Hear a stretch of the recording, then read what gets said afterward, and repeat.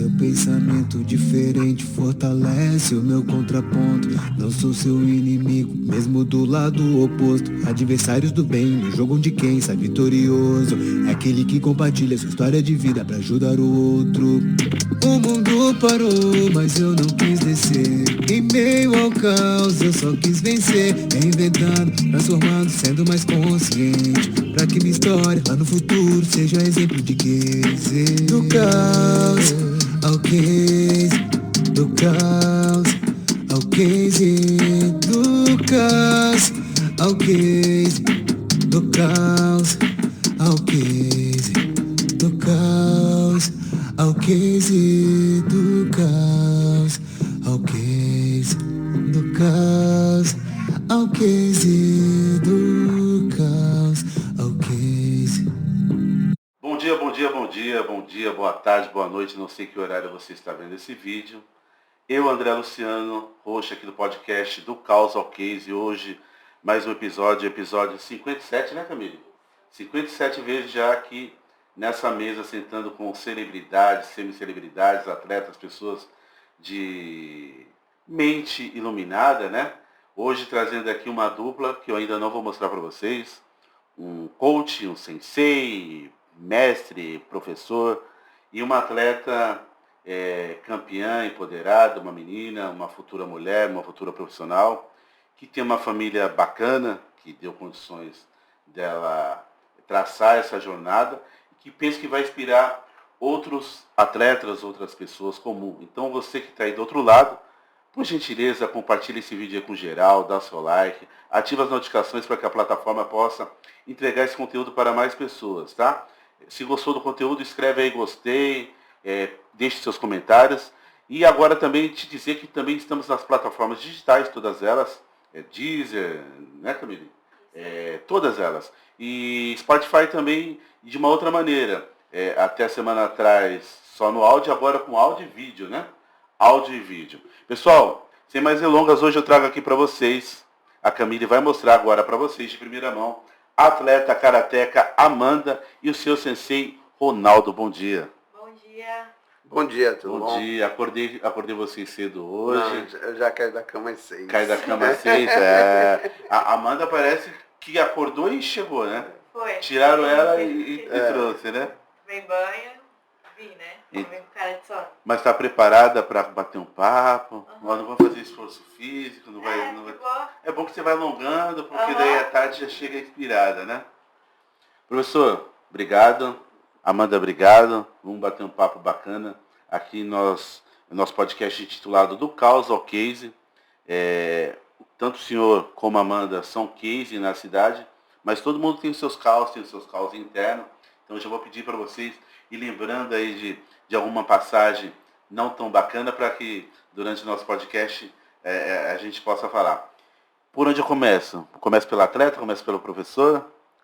Primeiras damas, né? Primeiras damas? Então vamos lá. Amanda, atleta, já sabemos, aquele peso que chegou, teve que trazer um segurança com esse monte de medalha aí, 2 trogloditas trazendo as medalhas. Isso aí vai ficar para um segundo momento. Aqui nós gostamos de explorar quem é a pessoa, porque todo fruto, quando o pessoal vê maduro, tal, bonito, bacana, mas tem uma árvore por trás. Então, vamos explorar a história da Amanda. Quem é a Amanda? É filha de quem? Quem é o pai? Quem é a mãe? Onde estuda? O que gosta de fazer fora a atividade aí do karatê? Então, se apresente para o pessoal. Eu tenho 17 anos, meu pai é o Renato, minha mãe é a Lili. O que eu gosto de fazer, fora treinar, eu gosto muito de escutar música, e de passar o tempo com os meus amigos, que eu acho que distrai um pouco a minha mente. Tá. Então a Amanda tem 17 anos, filha do Renato e da Lili, e gosta muito de escutar música, mas você foi muito superficial. Amanda, onde que nasceu? Sempre morou em Praia Grande. O pai de onde que é? A mãe de onde que é? Se conheceram, casaram? Quantas irmãs? Vamos lá. Eu nasci em Santos e vim morar na Praia Grande. Eu tenho uma irmã de 15 e o meu irmão mais velho de 21, que é o Felipe, tá. E a Bia. Eu sou a irmã do meio. Tá. E o meu pai nasceu em São Vicente, eu acho, e minha mãe nasceu na Bahia. Tá. Bem diferente, assim, né? Tá. Mas aí os dois se conheceu e se apaixonou, né? Que beleza, que beleza, que beleza. Assim como você é apaixonada pelo karatê. Aham, por enquanto sim. Por Vai enquanto? continuar assim, se Deus quiser. Aí, professor. Diz que paixão é chuva de verão, né? Não pode, né? Aí passa. E o que te fez entrar no karatê? Então, foi do nada, assim, porque a gente tava passando na rua e eu devia ter uns 10 anos, 9 por aí. Aí a gente viu que tava tendo aula de karatê, eu tava procurando alguma coisa pra fazer. Tá. Porque eu sempre gostei de correr, de brincar, essas coisas. Sempre fui mais voltada pra essas coisas. Aí quando eu entrei no dojo do meu sensei, eu vi a minha amiga, a Jamile. Ela era pequenininha assim, eu vi ela fazendo kata. E eu me apaixonei, assim, eu fiquei, nossa, que linda ela fazendo kata. Aí eu via um monte de criança brincando, aí eu fui lá, convenci meu pai, e ele me colocou no karatê. Então vamos lá, você falou uma palavra-chave que matou. Você viu uma pessoa, Jamile, que você conhecia, fazendo kata, e aí, espera aí, se a Jamile... Então, é o que a gente tenta trazer aqui, porque às vezes as pessoas veem as outras na rua, mas a vida coloca no piloto automático, mas às vezes a inspiração vem quando vê uma pessoa normal.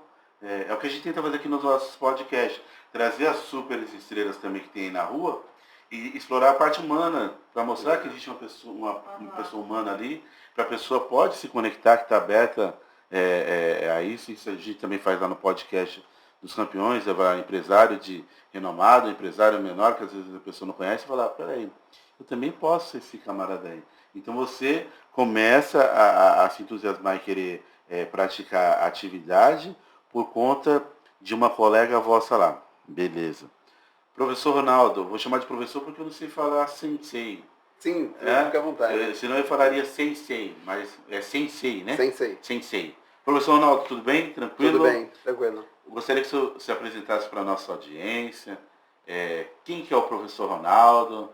De onde veio? Quanto tempo está na modalidade? Sim. Então, Sensei Ronaldo, eu nasci em Santos, né? Tenho 49 anos, esse ano eu completo 50, se Deus quiser. E eu comecei a treinar karatê depois de um acidente. Eu treinava judô, mas eu gostava do karatê. Aí meu pai não deixava eu treinar karatê, que achava violento. E eu era apaixonado pelo karatê. E aí eu sofri uma fratura no fêmur, no judô. E aí o médico me afastou 2 anos, eu tinha 11 anos de idade. Aí ele falou assim, durante 2 anos não pode treinar nada. E eu coloquei uma platina, que eu tenho até hoje, essa platina. Aí quando o médico me liberou, eu fui pro karatê. Aí em 87 eu entrei no karatê e estou até hoje aí dando aula, né? Então você já vem das artes marciais? Já. Eu treinei judô durante 1 ano. E por que começou a fazer judô, professor? Por causa do meu temperamento. Eu era muito... Assim, eu resolvia tudo na mão, né? Meu pai falou assim, tem que parar. E ele achava que o karatê ia me estimular a brigar mais. Né? Então eu defendia meus irmãos, brigas nas ruas, assim, eu sempre entrava pra... não, a justiça tem que ser feita, eu achava que tinha que fazer a justiça com as próprias mãos e... Aí meu pai falou assim tu vai acabar tomando um pau, né? Aí eu entrei no karatê depois. E toma mesmo, né? E toma na rua e toma depois na academia, né? Isso. Você sabe o que eu fiz? Eu nunca gostei de luta, eu gosto de jogos estratégicos, jogar dama, xadrez, né?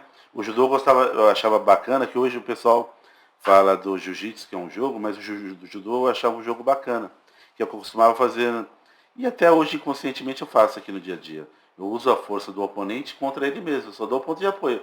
Para onde ele quiser andar, se quer para maldade, eu vou te jogar para maldade. Quiser ir para o lado bom, e o judô tem disso, você não... É só usar a força do camarada e caminhar. Eu fui aluno do mestre Suhai.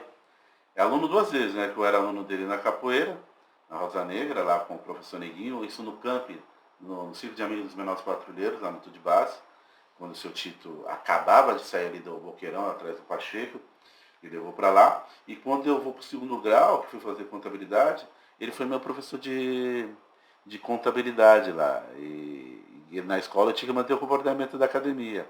E de vez em quando a gente chamava problema na rua, eles descobriam, nós passávamos pela roda de fogo lá, que era jogar capoeira com todos os alunos do grupo e no final jogava com ele, já estava moído, né? Moído e apanhava bastante.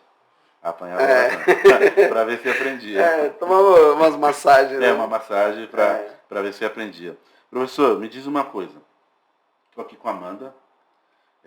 A Amanda trouxe ali uma tonelada de medalha. Ela começa o karatê com o senhor, inspirada por uma outra aluna. E me conta um pouco dessa jornada aí. Amanda. Não, o senhor. Minha? Pelo ponto de vista do professor. Porque o atleta, às vezes, está envolvido, paixão e tal. Sim. E quem está do outro lado, o coach, desculpa falar coach, eu sei que é o sensei, mas eu estou dizendo a pessoa que, não só que trabalha o movimento, mas que trabalha a cabeça também, porque aquilo ali também pode fazer muito mal para quem está do outro lado, né, de se empolgar. Como que foi essa jornada? Pelos pontos de vista do professor. Você já, desde o primeiro dia, já viu que tem potencial, pega rápido? Então, eu sempre tive... Quando eu comecei o karatê, foi uma história até meio engraçada, né? Eu tive várias profissões, né? Fui gerente de farmácia, encarregado de terminal de contêiner, tudo isso. Empresa de motoboys, que tem até hoje aqui na Praia Grande, que é a Rony Express, era minha. Tá. Então, aí depois meu pai pegou câncer. Aí eu fui embora para Franca para cuidar dele com a minha mãe. Tá. E quando eu voltei com uma mão na frente e outra atrás. Eu já recebi um aluguel de uma casa que eu tinha e pagava pensão com o aluguel. Fazia bico de segurança, porque eu só sabia lutar, se defender, fazia segurança. E aí um dia eu fui andar na praia. E eu falei assim, fui brigar com Deus, sabe? Acredito muito em Deus. E eu fui brigar com Deus. Aí eu falei assim, cara, o que eu estou fazendo na terra? Estou sobrando na terra. Né? Eu ganho R$30 a noite. Aí eu venho para casa, não sobra dinheiro para almoçar. Eu tenho que esperar chegar ao trabalho para poder comer alguma coisa. Pô, tô fazendo o que aqui comigo? Isso que ano, professor? Em 2007, 2006. Tá. Em 2006, aí eu fui ter uma discussãozinha com Deus lá. E aí quando eu fui ver, eu já estava na Tupi, eu morava lá no Melvi. Eu falei assim, ferrou, como é que eu vou voltar para casa, né? Fui brigar com Deus, né? Eu pensando, me ferrei. E aí eu voltei andando, uma caminhada grande. Mas você trabalhou na Tupi e foi pro Melvi? Não, eu fui caminhando pela praia, brigando com Deus. Mas você estava trabalhando na Tupi? Não. Eu fazia bico de segurança ali no Canal 3, tinha um Shopping Santista, né? Sim. Eu era encarregado da segurança ali. E aí eu cheguei em casa e eu falei assim, cara, não tenho nada para comer aqui, né? Aí o sono foi embora, eu falei assim, eu vou andar na praia. Aí fui pra praia, era 1,5 km até chegar. Aí fui andando, vim andando e falando com Deus, chutando a onda e falava um monte de coisa. Aí quando eu fui ver, eu já estava entre a Oceã e a Vila Tupi. Aí eu falei assim, agora para voltar, eu tô ferrado, né? E aí eu voltei, chorando, espravejando lá. E aí quando eu cheguei em casa, antes de passar, eu passei por uma escolinha de ensino particular, né? E quando eu tinha 17 anos, eu tinha dado aula de karatê. Eu era faixa marrom, já tinha trabalhado na escolinha. Eu olhei assim, mas sabe quando tu olha o negócio e fala assim, tem uma escolinha, e fui embora. Quando eu abri meu guarda-roupa, o kimono caiu. Puf! Aí caiu, eu falei assim, cara, é Deus. É para eu dar aula. Aí eu voltei na escolinha, falei com a diretora, ela me deu uma oportunidade. Aí todo mundo gostou da minha aula, né? Aí eu falei assim, vou dar aula de karatê. E aí eu comecei a dar aula nessa escolinha. Né? Isso era maio, mais ou menos. Aí eu dei aula e fazia segurança. E aí eu conversava com o meu sensei, eu falei assim, eu acho que eu vou dar aula de karatê, vou abrir uma academia. E ele falava assim, olha, a prefeitura está com um projeto, ela vai engolir você. Porque o projeto é colocar escolinhas em todos os bairros, todos os ginásios. Aí eu falei assim, mas será, né? Eu falei, caramba, será que não vai dar certo? Aí eu peguei, em 2007, eu saí entregando currículo em todas as escolas da Praia Grande. Todas as escolas. Aí eu peguei 10 escolas para trabalhar, né? Todos os diretores compraram a minha ideia. Então eu tinha escola lá da Escola Paris, no Canto do Forte, até a Vila Caiçara, dando aula. Eu saía de uma e ia para outra, saía de uma para outra. Aí quando foi em maio de 2007, eu abri o dojo. Dojo? O dojo, que é o centro de treinamento, né? D-O-J-O, o dojo. Aí eu usava o nome do meu sensei, né? Porque eu estava começando, né? Aí eu usava o nome dele, Samambaia. E aí fomos indo. E aí eu saí da segurança, porque eu já comecei a vivenciar somente do karatê. E quando eu tinha 17 anos, eu entrei na seleção paulista, né? Fui vice-campeão paulista, só que eu fui desclassificado da seleção por causa da idade. Em que cidade? Praia Grande. Eu representava Praia Grande mesmo. Na mesma época lá do Lincoln, do Randall, da Simone Cirilo? Não, eles vieram logo depois. Eles vieram depois, né? A Praia Grande... Nós somos 3 anos depois, senhor.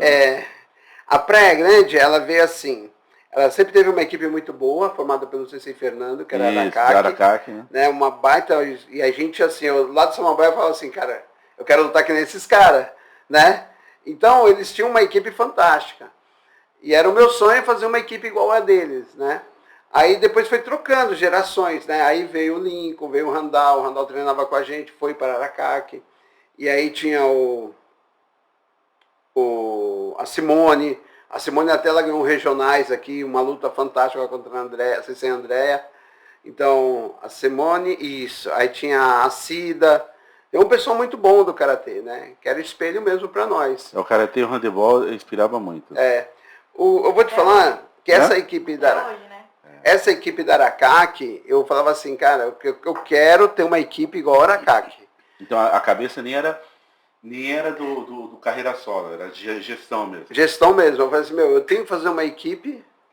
Não diminui, Camila. Eu tenho que fazer uma equipe igual essa equipe da Aracaki, né? Mas foi passando. Aí quando eu comecei a dar aula, e eu comecei a ver, assim, eu tinha uma didática boa para aula, né? Mas eu treinava. Tinha o meu ponto de vista de aula. E o meu sensei falava assim, a prefeitura vai te atropelar. Ele só falava isso. Só que eu tinha uma coisa comigo, que o sonho era meu. E se o sonho é seu, quem pode sonhar o sonho é você. Sim. A gente tem que escutar os prós e os contras, porque vai encontrar pedras no caminho, né? Como eu encontrei várias situações. Só que o teu sonho você tem que fazer realidade, né? Tem que tornar ele uma realidade. E foi o que eu consegui fazer.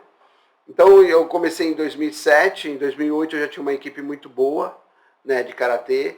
E foi muito rápido, né? Hoje eu estou entrando na minha quinta geração de atletas, né? E da região ali do Samambaia, né?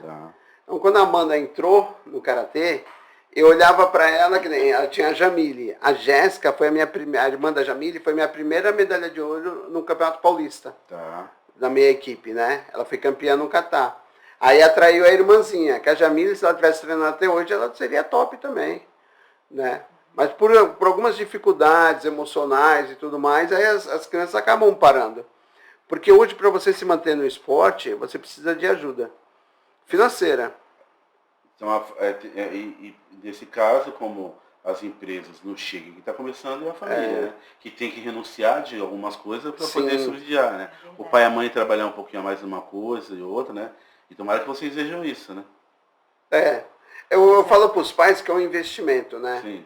Porque hoje a gente tem crianças que foram crianças há um tempo atrás, hoje se formando, engenheiro, doutores, né? Como eu falei antes de começar o podcast, eu tenho vários amigos karatecas que são bem-sucedidos por conta da disciplina. Que a gente tem foco, não se perde. Se tem um compromisso no outro dia por X coisa. Nós também gostamos de uma cervejinha, de outra coisa. Eu que vim do pagode, mas eu tenho um compromisso de X dia, X horário. Então não dá pra mim, no sábado, ficar até 1, 2 horas da manhã em tal lugar. Uma coisa ou outra, né? Mas vamos lá, professor. Como que você olhou pra Amanda lá no começo? A Amandinha, eu olhei assim, pequenininha, toda franzina, falei assim, nossa.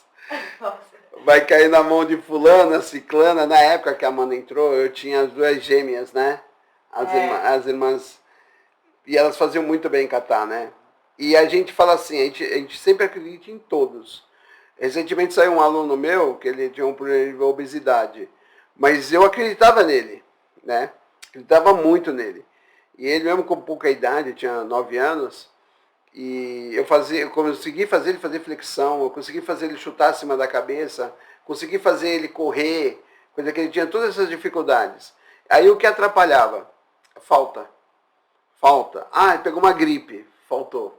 Aí isso acaba desmotivando a criança, porque ela vem numa elevação, quando falta, ela volta em estado 0. Então é difícil, porque às vezes tem um sentimento de mãe e sentimento de pai. A gente não pode intervir nisso, né? E esse sentimento de mãe é falar assim, tadinho, meu filho. Mas, pô, você procurou o karatê por causa da disciplina. E não é só aprender a lutar, é aprender a ser, a ter coragem, né? autoestima. Resiliente, porque às vezes na vida, se você tiver uma empresa assim como o Randall, assim como o Lincoln, ou o professor Fernando, ou o professor Ronaldo, às vezes você está com uma doença que não aparece, não precisa ser uma gripe, uma outra coisa, uma dor, e a gente tem que passar por cima disso. Eu penso que o karatê ele é muito mais do que as medalhas. As medalhas te contemplam agora. Só que a medalha no futuro é de uma outra maneira. É a subsistência dos seus negócios, do negócio da sua mãe, no trabalho onde você estiver, né? Então é por isso que a gente tem que passar. Eu comungo desse pensamento do senhor. Eu com 9 anos de idade, não cortando aqui, mas aproveitar o momento, meu pai tinha muito medo do bairro onde eu nasci, criei e moro lá até hoje por opção. Tudo era uma criminalidade danada. E meu pai muito medo de entrar em coisa errada, como eu perdi minha mãe com 1 ano e 7 meses, eu fui trabalhar na praia. Então, várias vezes. E não precisava, as pessoas condenavam meu pai por aquilo, mas meu pai não, eu sei o que eu estou fazendo, eu estou educando ele. Então, quem tem a cabeça ocupada, eu vinha de Manguaguá, quantas vezes andando até aqui, um garoto de 9 anos, só que com 12 eu tinha dinheiro para comprar 7 carros. Pagava com 13, pagava consórcio. Comprei um carrinho de praia, que hoje é equivalente a essas barracas. Tá certo que com 14, quando mudou o governo federal, entrou o Collor e mudou o prefeito aqui na cidade, que acabou com os anos de turismo, os carrinhos de praia afundaram junto com tudo isso aí.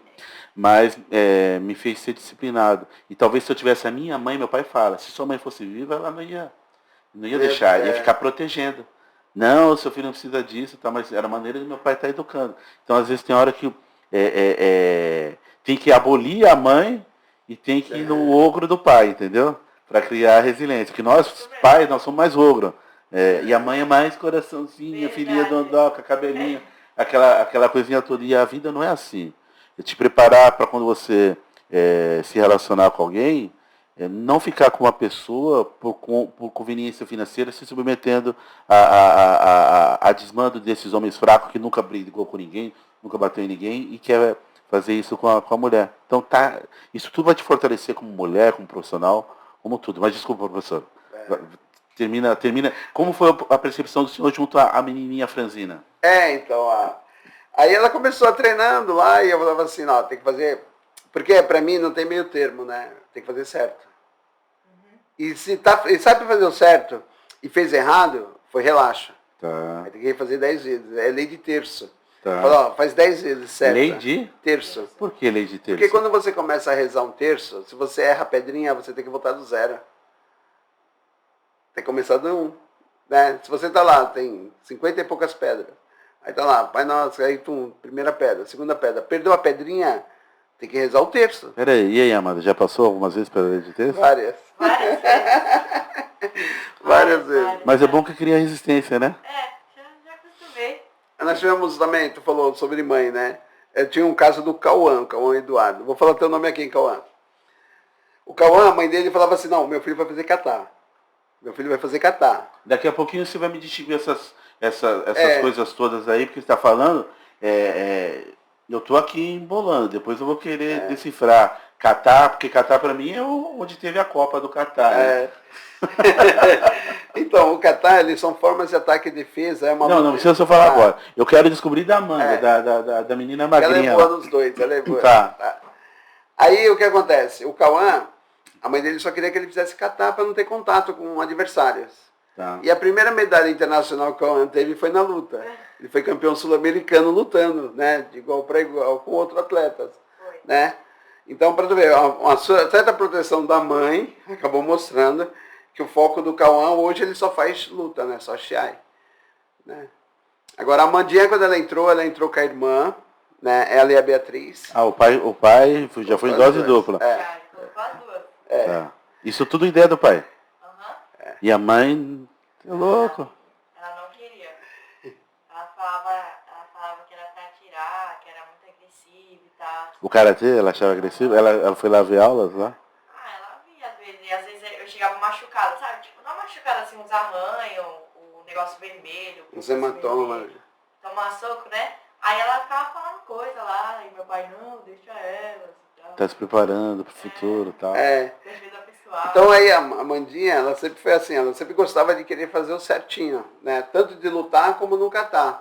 Só que quando ela, vamos supor, encontrava uma dificuldade na luta, ela falava assim, eu quero fazer só kata. Ela fugia. Era uma fuga. E aí quando ela queria fazer, ela via que o kata pegava, porque o treino de kata, ele exige muito mais. Na competição de kata, você entra para perder pontos. Todos os atletas têm 10 pontos. Imagine só, todo mundo, 10 pontos. Um vacilo teu, tu perdeu meio ponto. O oponente seria imaginário no kata? O adversário existe uma sequência certa para tu demonstrar, executar, né? E cada estilo de karatê, o nosso estilo é Shorin-ryu. Aí tem Shotokan. Cuidado, você vai embolar minha mente aqui. Já falou kata, tem que embolar. Agora Shorin-ryu, não é Shokotan? É o nosso Shotokan. Não, comprei chocolate ontem pra minha filha, então Shokotan. Eu vou até procurar lá na prateleira do mercado ver se tem esse Shokotan aí, porque ele tá embolando minha mente.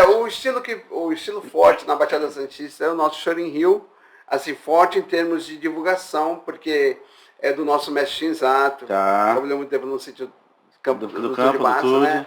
Então, nós somos Shorin-ryu, Shishukan, com muito orgulho, mas precisamos buscar conhecimentos, porque para competir em kata, a gente teve que buscar conhecimentos de outros estilos. Porque a Shorin, ela não participava do ciclo da CBK, da Confederação, e nem da WKF. Então nós procuramos conhecer um pouco da Shotokan, que era mais próxima, que era através do Sensei Márcio Pape, da Seikan. Aí fizemos um treino com ele, tudo, e aí se demos bem, né? Nos demos muito bem na competição. Né? Teve um paulista, nós ficamos em 7º lugar no geral, a academia. Só que estava muito longe da nossa família, Shorin e Shotokan era totalmente adverso. A gente tinha essa visão, né? E aí um professor de São Vicente me mostrou o estilo Shitoryu, né? Que era a junção da Shorin com a Goju. Aí eu falei assim, é isso aí mesmo que a gente tem que ir. Aí começamos a treinar bastante o estilo Shitoryu e fomos buscar com o Sensei Paulo Mota em Jabuticabal, que hoje a filha dele é uma das tops no kata feminino, né? Que é a Nicole Mota. E aí, mas é muito longe Jabuticabal, né? É muito longe. Aí tem um amigo aqui em Diadema que é do mesmo estilo, tudo, aí passa o conhecimento pra gente, a gente vai lá treinar, ele vem treinar a gente. E aí começamos a nos aperfeiçoar na Shitoryu. Nós temos bons resultados com o kata estilo dentro do Brasil, né? A gente compete muito bem, a gente chega bem nas finais. Só que quando sai do Brasil, os caras começam a olhar todos os defeitos, sabe? Esse pé tá errado, essa passagem tá errada. Então eu falo para eles, para seletiva a gente não vai encatar. Eu sou muito assim, eu sei onde eu posso pisar, né? Falta muito para mim ainda no estilo Shitoryu. Falta muita coisa para eu poder passar. Hoje nós temos um atleta, o Vinícius, que ele está se aprofundando cada vez mais. Né? E eu falo para ele, vai buscar conhecimento, porque você tem vontade. E quando a pessoa tem vontade e acredita, a gente não pode jamais puxar o pé dele, né? Segurar ele, tem que deixar fluir. E a Amandinha, quando começou a ver dificuldade no kata, ela falava assim, vou pro Shiai. Aí via dificuldade no Shiai, não, eu quero fazer só kata. Né? Então ela fica nessa dúvida. Vantagem, ela chega nas finais dos dois hoje. Não, chega hoje, mas eu perguntei pro senhor no começo. No começo? Porque o primeiro mês, até criar o hábito, eu acho que são uns 3 meses para criar o hábito, né? Como que foi esse começo dela, pela visão do professor? Não, quando ela começou, tinha uns 50 alunos, né? Tinha muita gente. Tinha muita gente. E na minha academia 50 alunos é muita gente? Tinha. No mesmo horário? No mesmo horário. Mas deu para olhar? Dava, a gente olha todo mundo. E aí? Tinha bastante faixa preta. É isso, porque agora é fácil. Agora, depois que a fruta ficou amarela, daí você sabe ver que é maçã, que é. Mas quando é só uma semente, as pessoas não sabem ver. E como que foi lá no começo? Os 3 primeiros meses. A Amandinha, ela se mostrava com vontade de querer fazer tudo, né? Tanto lutar como fazer kata. E aí foi despontando, foi indo. A irmã já era mais sensível. Tanto que a irmã parou. Mais delicada. Também tem a mãe do outro lado lá, não, para com isso. É verdade. Né? Aí um dia nós dando treino lá, a irmã fazendo um corpo mole, eu olhei assim e falei assim, tu sabe fazer, como é que faz esse movimento? Aí ela pegou e fez o certo. E por que tá fazendo mole? Aí a irmã dela começou a chorar. Eu falei assim, vixe, perdi a aluna. Nunca mais voltou. Não perdi a aluna, né? Nunca mais voltou. A Amandinha não. A Amandinha já tomou muitas broncas. Tem uma vez aí, Demais. porque a gente procura também solucionar o problema de estudo, né? Tá. As escolas particulares a gente corre atrás para arrumar bolsa. Hoje ela estuda no Arca de Noé porque o diretor concedeu a bolsa para ela no ensino médio. Tá. Né? Que nosso maior objetivo, hoje eu estou aqui conversando com ela, vim com o meu carro, locado. Eu quero que ela me traga no carro dela, 0, né? Tá. Então ali os 3 primeiros meses, mesmo com 50 alunos, você entendendo que é um número expressivo para poder conseguir perceber aí um potencial em uma das 2 irmãs, né? Talvez por teimosia, pelo gênio da pessoa, pela predisposição, porque a irmã é mais delicadinha? Ela é bem mais... Ela é o meu oposto, assim, ela gosta de ler, ela gosta de, sei lá, de flores, sabe? De assistir filmes e tal. Gosta do mundo lúdico. Ela é outra vibe, assim. Tá. Ela é totalmente diferente. E você, para contrariar eventualmente a mãe, ir pro lado do pai, viu que aquilo ali era bacana, que é o que você queria fazer. E aí, quando que você disputa o seu primeiro campeonato? Depois de quanto tempo treinando, Amanda? Não, eu acho que não fazia muito tempo que eu tava treinando. Eu era faixa branca ainda. O que era não muito tempo? Aí, tipo, eu acho que não fazia nem um ano. Tá. Eu acho que uns 4 ou 5 meses. Aí eu fui pro meu primeiro campeonato. Onde foi? Foi em Peruíbe. Peruíbe, é. E você, como que você... Foi Foi catar ou foi... Eu fiz os 2. Só que como era o meu primeiro campeonato, quando eu fiz meu primeiro catar, aí eu tinha esquecido, eu esqueci o catar assim no meio. Tipo, eu parei assim e não sabia mais o que fazer. Só que aí eu fui pro Chiai, né, pra luta, e eu fiquei em segundo.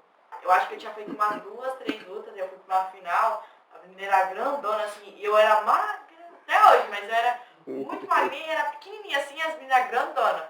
Aí eu lutei com umas 2, 3, aí eu fui pra final. Só que quando eu fui pra final com essa menina, aí eu fiquei com medo e tal. Aí eu perdi a final, aí eu fiquei em segundo. No karatê, tem diferença, porque é que eu não conheço, até para tirar dúvida de outras pessoas que também não conhecem. Tem essa diferença de tamanho, de idade, de condição física para ter o desempenho? Depende muito da competição. Nessa que ela foi vice-campeã. Por idade só. Peso livre. Tá, mas tem diferença, eu digo, para a performance dela, para performar, para conseguir a medalha. Essa diferença de biotipo, de estatura, de envergadura. Na luta não tem. Não tem diferença. Depende só do campeonato. Tem uns que nem paulista, brasileiro, esses campeonatos assim, é dividido por peso e idade. Tá. Aí eu sou 16, 17 anos, menos 48. Mas eu posso ir na 16, 17 anos, absoluto, que é todos os pesos, entendeu? Tá. Aí eu luto com só as meninas da mesma idade. Eu posso pegar meninas maiores, menores, mais fortes, mais magras. No karatê, infelizmente, ainda está meio amador nessas competições. O judô a gente já não vê isso, né? O judô é pesado, pesa na hora, né? Eles são mais disciplinados nisso. Tá. Aí a Amanda chega em casa com a medalha. O pai e a mãe estavam juntos ou você foi só com a equipe? Eu não lembro. Mas eu acho que eu tinha ido sozinha, porque o meu pai e minha mãe, eles trabalham muito. Tá. Aí tem uns campeonatos que eles não dá pra eles ir comigo. Aí eu Tá, ia sozinha com a você equipe. quis lutar karatê, que não tem mídia, não tem patrocínio, alguém tem que manter tudo isso, né? Tem que ter o pai trocínio ou a mãe trocínio, né? Exatamente. E aí você chega em casa com a medalha e aí? Como que foi? Eles ficaram muito felizes. A minha mãe, nossa, minha mãe pulou de alegria. Aí eu fiquei assim, olhando. Pra quem não queria que eu fizesse, né? Mas ela ficou muito feliz, ela toda feliz, me deu um abraço, não sei o quê. E era a minha primeira medalha. Então eu, nossa, tava feliz da vida. Tava feliz da vida. E aí, você falou, é por aqui, e o professor Ronaldo, poderia ter sido melhor se você tivesse feito tal coisa, tal. Foi. Vamos treinar que mês tal agora tem competição. E aí, como que foi? Ele ficou feliz, só que nos primeiros campeonatos ele nunca foi de cobrar, tipo, até o quarto, tá tudo bem, mas depois do quinto, do sexto, aí assim vai indo, aí a cobrança é maior, entendeu? A cada campeonato a cobrança vai ser E que maior. tipo de cobrança que ele fazia depois do quarto campeonato? Ele falava ele falava um monte. Se fizesse alguma coisa de errado na luta, ele já começava, não faz isso, Amanda, não sei o quê.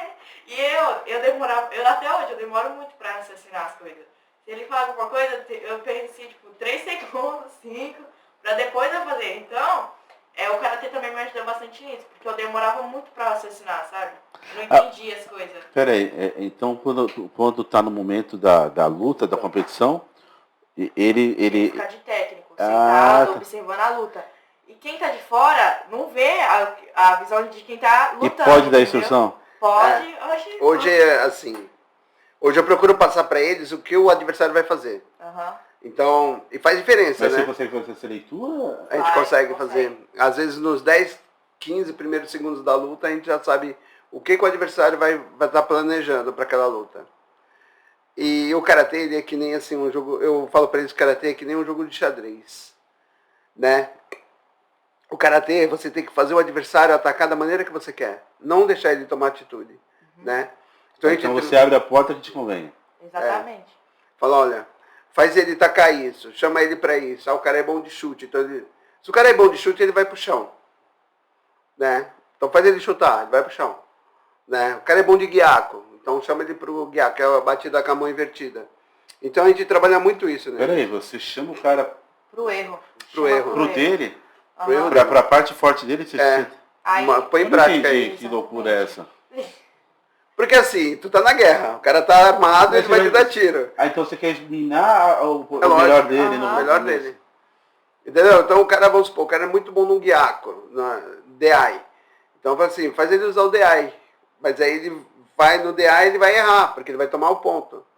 Então ele já vai atrapalhar a cabeça dele, porque ele fala então assim, se ele errar, ele perde ponto. Não, porque se ele errou, ele vai tomar um ponto, ela vai bater nele, ela vai chutar. Toda ação tem sua reação. Se eu chamar ele pra agir primeiro, eu vou reagir, entendeu? Ele bateu, tiro, bate, sai pro lado, DA de ura, chuta, entendeu?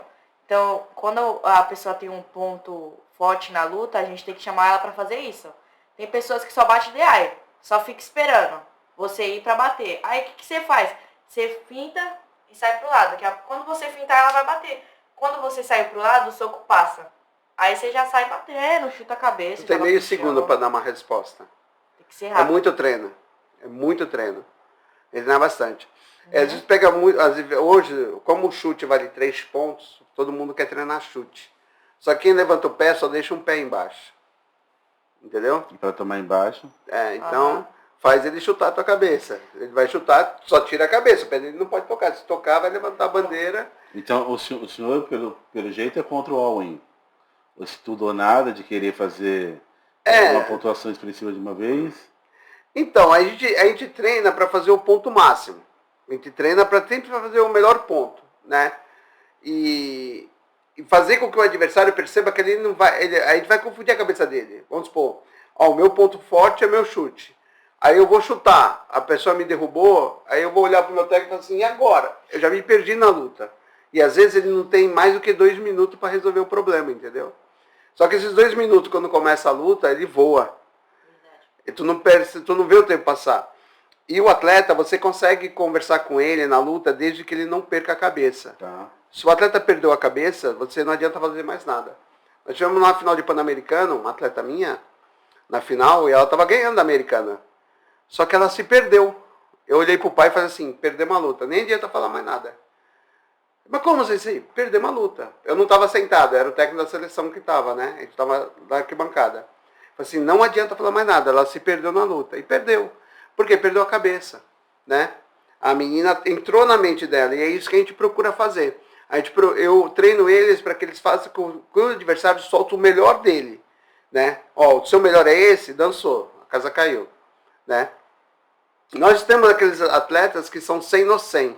100 no 100 é um atleta que só sabe lutar, só sabe bater, só sabe atacar. Então, se eu tiro essa habilidade dele, eu destruo esse atleta. Então eu tenho que construir uma maneira dele lutar dessa forma. Porque ele vai tomar muito ponto. Ele vai fazer muito ponto, mas ele vai tomar muito. Então eu tenho que saber explorar ele para ele saber a hora certa dele atacar. O né? Santos de 2010 fazia 10 e tomava 9, né? Isso, vem isso aí. Agora hoje a Amanda ela estuda muito a luta. né? É. Você olha assim, o pessoal fala assim, ela é muito parada, muito parada. Quando menos vê, a menina tá no chão.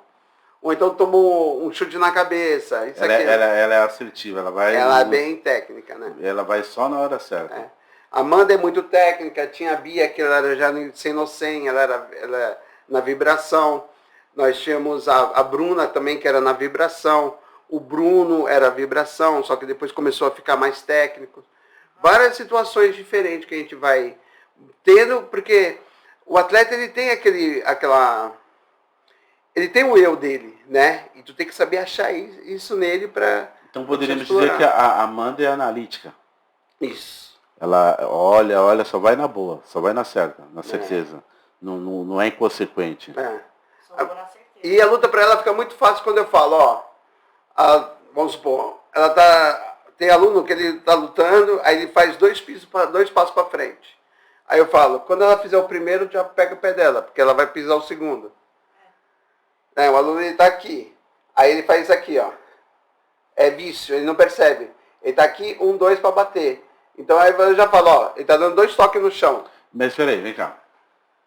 Não é só vocês dois que são os papas do karatê. Não. A pessoa tá do outro lado, você tá dando esse comando para ela. O técnico do outro lado E tá o técnico do outro escutando. lado tá escutando e o aluno também, ele não tem esse tempo de perceber e tentar mitigar essa... Sim, mas também ele pode ficar apavorado, né? Porque o seu atleta fala assim, ó, ela vai te chutar, ela vai te bandar. Cuidado que ela vai te bandar. Como é que tu fica na situação? Né? Nós tivemos um caso, o rapaz faleceu de Covid, né? O Nimai estava na luta e eu falando pro Nimai e ele orientando o filho para atacar o Nimai. Eu olhava assim e falei assim, meu, tu vai matar teu filho, cara. Né? Porque o Nimai estava ganhando muito bem do filho dele. E não foi a primeira, né? A segunda e a terceira vez. E aí foi na semifinal do Paulista e ele, não, faz isso. Eu falei assim, ó Nimai, faz só isso aquilo, não machuca mais não. Porque o pai ele era pai e professor. Ele colocou a emoção acima, né? E aí o Nimai deu um shirogueiro no moleque, que o moleque voou uns 2 metros, sabe, para trás assim. Eu falei assim, nossa. Qual que é o nome do O shirogueiro é uma giratória. É um giro, você gira e chuta no abdômen, assim. É. Empurra, não é nenhum chute, empurra, assim. Né? Pega bem aqui nessa parte do abdômen. Já tomei. Dói. Dói muito. Ela foi parar na Santa Casa. E a Vera, esse chute? É. No campeonato é pra valer? É pra valer no campeonato. Tu tem que mostrar uma técnica, né? Tem que puxar antes. Eu pensava que isso aí era só a coisa que a gente via no filme do Karate Kid lá e tal. Então, quando pega, você é penalizado. Ah, se pegar. Pode ver que Cuidado. Ah, então não é pra pegar, só pra ter o toque, pra mostrar pra fazer o tem ponto. toque. Se pegar forte, já é. Porque você não teve a técnica da puxada, né? Tá, é pum, e tirar. Só com aquela machucadinha por dentro, né? E tira. Isso. Mas quando pega, machuca. O pessoal fala assim, o karatê é muito... Não, o karatê quando pega, machuca. Uhum. O karatê não pode tocar porque machuca. Por isso que não pode ter toque. Os caras falam assim, os caras treinam karatê esportivo, é um balé. É mentira. Quem fala isso, e a gente escuta muita gente falar, são pessoas que infelizmente não tiveram a competência para somar os dois, o karatê e o karatê competitivo, que eles falam, né? Porque karatê é tudo a mesma coisa. Só que você tem que se moldar pro karatê, para competir. Porque senão tu vai matar todo mundo dentro de um tatame. Entendeu? O golpe do karatê que você treina é seco. Né? Você treina no ar. E vamos supor, eu vou treinar Muay Thai, eu vou bater no saco. Eu sei a minha potência de força. Né? Eu vou treinar karatê, eu vou bater no ar, eu vou bater no vento. Aquilo quando pega em alguém, você vai destruir a pessoa internamente. Né? Tanto que nas Olimpíadas, na última categoria do karatê, quem estava ganhando, ele chutou a cabeça do outro, ganhando. E foi desclassificado. Valendo a medalha de ouro. Quem estava ganhando perdeu a luta. Nessas últimas Olimpíadas? Na Olimpíada. Foi desclassificado. E isso tudo vira conteúdo para poder estar passando aí para os alunos. Você vê que manter a técnica. Então você tem que manter a técnica. Ter técnica. Controle nas pernas para não bater muito forte. Se bater e a cabeça fazer assim, já era. Se bater no rosto e a cabeça fazer assim, já era. Tem que ter técnica. Tem que puxar antes. É só mostrar para o adversário o que podia fazer, né? Aham. E não precisa machucar também, eu acho, assim, no meio da luta. Depende, né? Às vezes é bom, assim, pra... Que tem umas meninas que... Existe provocação no karatê, mano? Muita. Demais. Muita. Muitas provocações. Mas São seres humanos, sou da né? paz. Assim. Eu sou da É paz. de boa? Sou de boa. Eu que tomo os murrão, já tomei puxão de cabelo. Levantei assim, ó, com os cabelos desse tamanho. Assim. Mas aí, né, quando o atleta tá perdendo e deixa a aí parte fica técnica apavorada. e se apavora, se desespera? Mas eu já apanhei muito também.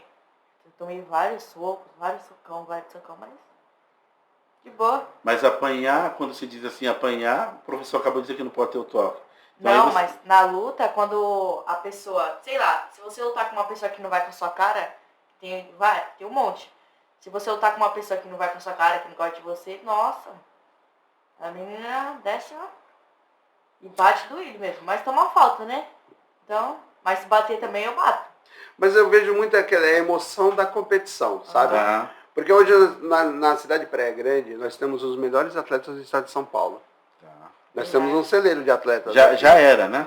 Já era bom. Já era referência. Mas eu vou te falar que hoje, com várias associações, mesmo com o karatê público, fez com que muitos professores buscassem os conhecimentos, né? A sua maneira de trabalhar seus atletas. Então nós temos aí a academia ali da Oceana, nós temos a outra que está aqui no Oceano Praia Clube, nós temos eu no Samambaia, tem o Sensei Alan no Caiçara. Da Academia do Senhor no Samambaia. Samambaia. Eu tinha um amigo que era de lá, o professor Donizete. Donizete. Na verdade, eu não sabia que ele era professor. Primeiro ele era meu motorista. Eu disputava os regionais, ele me levava para o estado todo na perua. E daí depois um dia eu descobri que ele foi... Os meninos foram disputar ali no Barro Branco. Rio Branco ali. O Lincoln, o Randall, a Simone Cirilo. E eu fui jogar... Eu fui para uma fase de xadrez. Ali eu tinha uma de dama que era no centro. No mesmo dia. De manhã xadrez. E à tarde eu tinha uma fase de dama. E ele deixou o pessoal ali. Daí eu descobri que ele ia lutar também. Eu falei, nossa, o motorista também do karatê, ele era lá do Samambaia, do meu via ali. Samambaia, o Donizete. Hoje ele mora no Chile. Tá. De vez em quando eu vou buscar ele no aeroporto lá. É gente boa. Eu treinei com ele. Falava pra Dedéu. Falava muito. Ainda fala. O Donizete é uma criança que nunca cresceu. Sim, literalmente, né? Estatura. Baixinha, né? Mas é gente boa ele, tem bom coração. Então, quer dizer, a Praia Grande sempre foi um celeiro muito bom de atletas. Hoje nós somos muito fortes. Tá. Muito forte mesmo. E assim, por mais que tenha aquela rivalidade deles dentro do tatame, dentro do kotô, que é o local de luta, ali dentro são adversários. Mas fora, esse pessoal sai para tudo que é lugar, treinam juntos, né? Hoje nós temos o Guilherme Gomes, que faz um trabalho muito legal na cidade, que ele une todo mundo para dar treino, né? O pessoal vai lá, troca as informações. Até o meu filho treina lá hoje, né? Então, quer dizer, isso é legal, porque eles são amigos, né? Mas todo mundo quer ter o seu lugar número 1, né? Quando calha de cair na mesma categoria, aí fica aquela, tem que ser minha, eu tenho que ser o melhor, isso, aquilo. Porque são seres humanos, né? Tá. Vem cá, Amanda. Então, depois de 4 meses você teve a sua primeira competição, foi vice-campeã. E depois quando vem a segunda medalha? Eu acho que foi quando eu fui pra Diadema, em São Paulo. Disputar o quê? Foi... Campeonato Sensei Nogueira, né? Foi. Nós somos campeões lá. Aí foi campeã?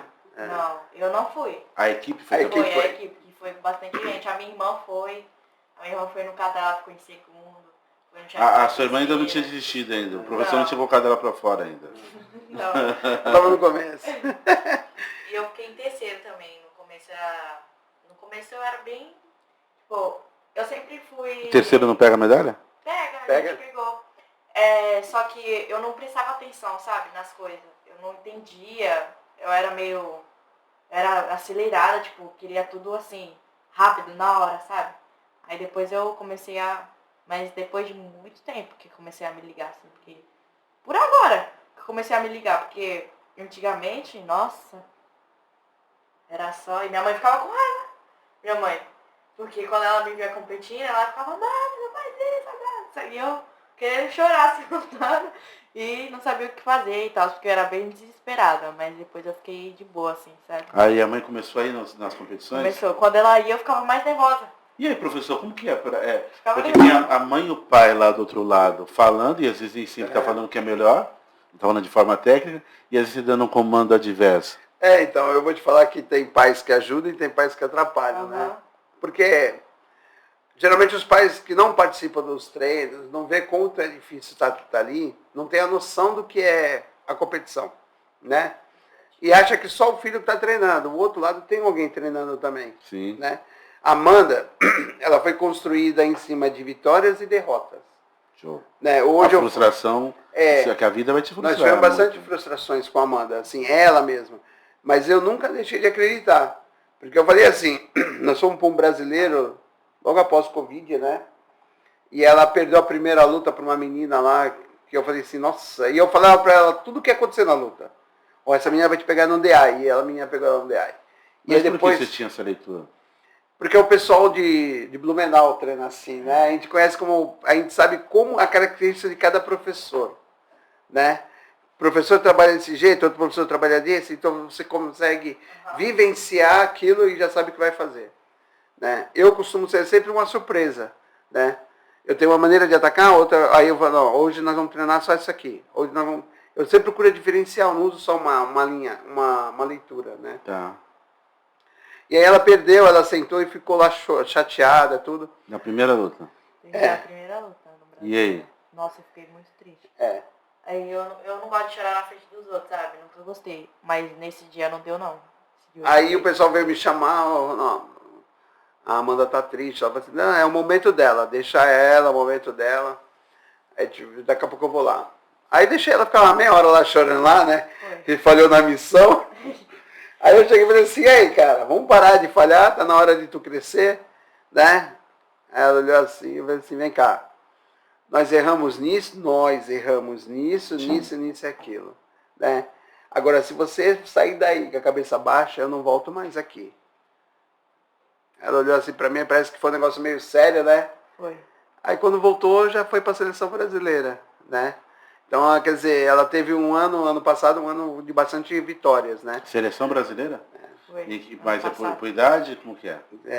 16, 17. 17 anos 16, na seletiva. E aí na seletiva você vai de modo individual ou mantém a gestão do professor? Eu não pude vir, né? Ele não conseguimos ir. Aí eu fui sozinha. Aí você está na seleção brasileira porque nós acabamos viciando, a gente é fruto do meio. Você, quando está lá lutando, ora a orientação dele, ora os gritos da mãe e do pai, e aí? Então, quando eu fui, eu estava sozinha. Mas o Guilherme, que eu treino junto com ele, e ele viu, ele estava assistindo a minha luta. Aí ele me deu umas orientações lá, e eu tentei manter a calma, eu tentei me manter a mais calma possível, porque eu estava sozinha, aí eu já fico nervosa e tal, ansiosa. Aí eu tentei aquecer bem, alonguei e tal, fiquei lá aquecendo. E eu tentei seguir as instruções do meu treino, do sensei, que antes de competir eu tinha falado com ele, né? E do Guilherme. O Guilherme me falando e eu lembrando do que o sensei me falava. E aí foi indo. Fui pra final, fui campeã da seletiva e entrei na seleção brasileira. Na 16, 17 anos. E na seleção brasileira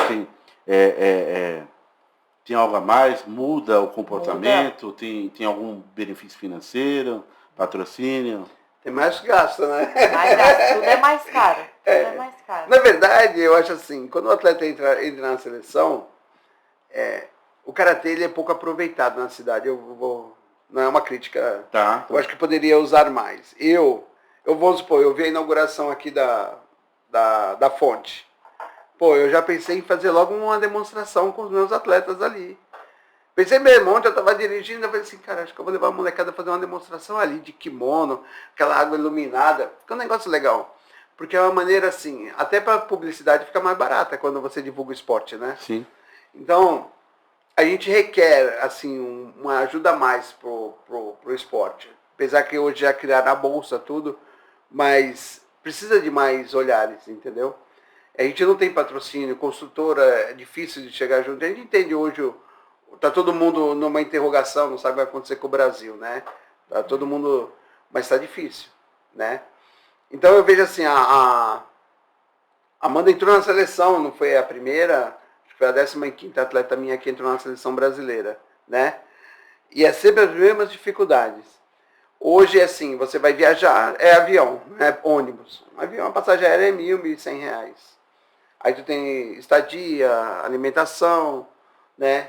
E você abre mão de muitas coisas. E aí você começa a crescer, que nem ela vai fazer 18 anos ano que vem. Aí vai falar assim, pô, eu não tenho dinheiro para comprar meu iPhone, eu não tenho dinheiro para comprar meu tênis, eu não tenho e eu só fico fazendo karatê, né? Porque vai protelando muita coisa. E aí a gente tenta chegar neles aonde? No estudo, né? Se chegou aos 18 anos, a gente só quer mais 5 anos, que é para se formar. E depois vai ter tudo isso. Agora eu falo assim, quem é a pessoa com 23 anos que quer ficar até os 23 anos sem produzir? Sem ganhar o seu salário? Entendeu?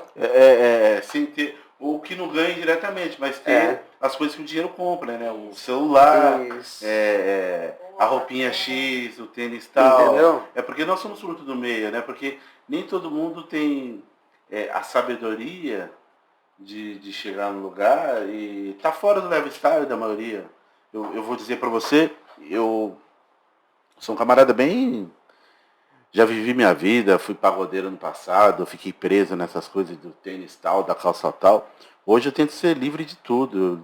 Eu vivo da minha maneira, só que eu participo de outros grupos, eu sou conselheiro aqui do banco, faço parte de um grupo de titular dos campeões, a molecada é jacaré, não sei o que e tal, aquela coisa toda. E falo, cara, mas eu já tô velho, então é mais fácil ter sabedoria. Agora um jovem ter essa sabedoria, porque começa a se sentir impotente, né? Não tem o X coisa. Às vezes você ganha uma bolsa de uma determinada escola e a molecada tá toda lá, com o tênis branco e o tênis que pula, o outro que fala, o celular que dá pirueta, né? E a gente não tá com isso, é complicado. Mas por isso vai esse trabalho de trabalhar o mais importante, que é a mente. Você está com a mente blindada de saber que isso é só um complemento que não muda a vida de ninguém. Tem várias pessoas aí com esses telefones X, celular X, o tênis tal, e não tem a cabeça que você tem. Porque esse trabalho está sendo feito na sua cabeça, para a vida. Ele está falando, não estou falando, eu tenho exemplos aí. Eu te falei de 2 amigos próximos que ele lutou lá, eu tenho um Randall, eu tenho um Lincoln. Até eu não lutava karatê, mas da minha forma era o meu karatê. A dama e o xadrez me fez trazer até onde eu estou aqui hoje. A gente está aqui fazendo um podcast. Você recebeu a pauta ontem do podcast? Não recebeu? Não chegou para você? Então, só faz um podcast desse aqui sem pauta. Quem tem história para puxar e quem tem para contar do outro lado. Você foi preparada para isso. Tá aqui com o sensei, mas poderia não estar. Poderia ter, no começo, tá tímida, mas a gente ia conseguir conversar. Porque o resultado fala por si só. Nós vamos falar daqui a pouco. Aquilo ali, eu penso que não foi comprado, esse monte de medalha, né? Então, isso, atrás de cada medalha daquela tem uma história, tem um hematoma, tem um choro da sua mãe, tem ali, às vezes, seu pai bravo com a sua mãe, falando um monte de besteira na orelha dele.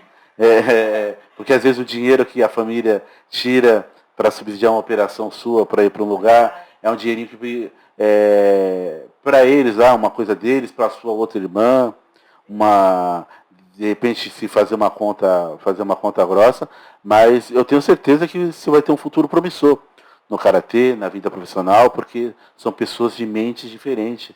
Nós estamos aqui no mundo onde todo mundo é vagão. E ninguém é o trem, ninguém é o que puxa o drive, tem poucos drive. Então o camarada que pratica uma arte marcial, que joga um jiu-jitsu, capoeira, dama, xadrez, são pessoas com a mente diferente. A mente do atleta, eu não estou falando aqui com uma karateca, eu percebo que estou falando com um atleta. A mente de qualquer atleta, e atleta não precisa ter a questão física. Eu joguei dama e xadrez, eu me considerava um atleta. Os caras, pô, você todo grandão aí. E o secretário de esportes na época era o Toninho de Pádua. Sim. Fortão, tal. Pô, você... Dama e xadrez, cara? Dama e xadrez. E você tem que usar dama e xadrez aqui o dia todo. Na estratégia de colocar no horário certo no YouTube, de colocar certo no Spotify, né, Camille? De colocar uma frase X, uma hashtag Y. E de criar maneiras de subsidiar tudo isso aqui, e dá espaço para outras pessoas, e puxa a Amanda, e a Amanda vai puxar outras pessoas. Você, nesse momento, a partir do momento que o nosso vídeo for o ar, você vai puxar tantas outras Amanda lá com 9 anos de idade, cara. E assim vai embora. É uma corrente. E ele plantou tâmara. Talvez ele não colha, mas o filho dele vai colher. Que hoje você é uma fruta X. Deve ter outros alunos que ainda nem entrou na academia que vão ser os campeões mundiais. E que vai ser remunerado por isso. Né? A gente tem uma expectativa, a gente fica chateado. Poxa, mas tanto patrocínio para X lugar. É que o mundo é hipócrita. Você vê, não desmerecendo o futebol, não desmerecendo outras atividades, mas espero que chegue aí também para o Karatê, porque o Brasil tem uma história bacana. Meu bairro Tudo de Baixo tem uma história bacana com Mestre Shinzato. O mundo reverencia. Mas às vezes, quando algo é muito óbvio, as pessoas não conseguem enxergar. É tão óbvio o Karatê para a nossa idade, que não é de hoje, é de muito tempo, e às vezes as pessoas não conseguem enxergar. Daí você vai ver lá o patrocínio para a menina que está mostrando a bunda, ou para o menino que está mostrando o abdômen, e não vê outras coisas, mas isso não vem ao caso. Amanda, cadê o seu segurança para pegar as medalhas para a gente contar essa sua jornada aqui, ó? Mas antes eu vou colocar o diploma na banda, né? Moneta. Agora você é campeã da oralidade, da narrativa. Ó, tô parecendo a japonesa, hein, Camille? Dá um close aí, Camille. Dá um close aí. Olha, tá chegando aí, ó. É o pai, né? Coloca aqui, vamos colocar aqui. Aí, vem. Opa. Conta um pouquinho aí dessa jornada aí, Amanda. A mesa agora vai quebrar, hein? Que é granito. Conta um pouquinho dessa jornada aí, Amanda, pra nós. Então, esse crachá aqui foi quando eu fui para os campeonatos internacionais. Tá. Aqui foi quando eu fui para o Pan-Americano, no México. Quando? Foi ano passado. Tá. Foi no Pan-Americano, aqui foi o Sula. Aqui Sul-Americano, onde foi o Sul-Americano? No Equador. Tá. E quando você vai viajar, fazer viagem internacional, como que é? Quem vai com você? Eu vou sozinha. Eu e Deus. Eu vou sozinha. E como, vem cá, deixa eu perguntar. E como que fica o subsídio de condução, estadia, como que é? Então, é que como a gente vai com o pessoal da seleção brasileira, a gente se encontra no... Não, você não entendeu. Quem subsidia? Quem banca? Meu pai e minha mãe.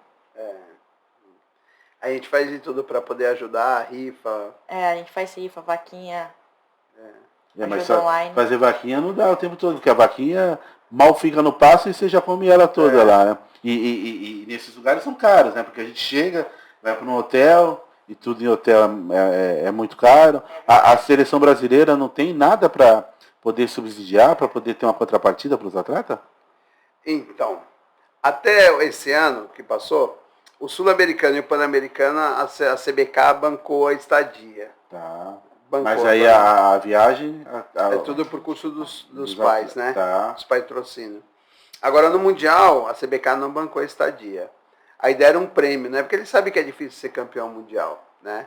Eles sabem, daí começaram a estipular prêmios. Campeão 20 mil, o vice 15, mas foi uma loucura. Aí não é prêmio, né? É só contrapartida, porque você está expondo o nome do país, aí é fácil, né? Então eu vou falar assim, que esse ano o maior campeão aqui foi o pai dela. O pai dela ralou pra caramba, a gente procurou ajudar com algumas coisas, né? Tanto que eu dei as camisas da academia para ela vender, né? Vendemos algumas rifas de camisa também de time. Então vendia a camiseta da academia? Isso. O logo da academia? Isso. E quanto que é essas camisetas? Ela vendia por R$50. Uma camiseta? Ganhava 50%. Então 50% ficava... Então, e esse trabalho é contínuo de vender as camisetas e tal? Eu vendia pro pessoal lá que treina comigo, eu vendia. Da seleção? Não sei o quê. Não, com o pessoal que treina comigo mesmo no nosso dojo. Aí as crianças compravam, todo mundo comprava. Eu tinha que anotar pra não esquecer e tal. Fazer o gerenciamento. Porque senão eu esqueço. Mas isso aí é treinamento. É da gestão aqui no futuro. Vai ter uma karateca atrás de alguma coisa gestionando. Eu já te falei, se ainda não... Vou falar umas 10 vezes para ver se você absorve, hein? Vou falar umas 10 vezes para absorver. Porque daqui 10 anos, quando eu te encontrar a empresária Amanda, sei lá, a atividade que vier fazer de sucesso, esse sucesso seu do futuro, que é certo, é fruto aí do pai trocínio, da mãe trocínio, do professor na mente, que na verdade essas medalhas vão vir de outra forma. Verdade. Tá? Vai estar em carro, vai estar em imóvel, vai estar em outras coisas.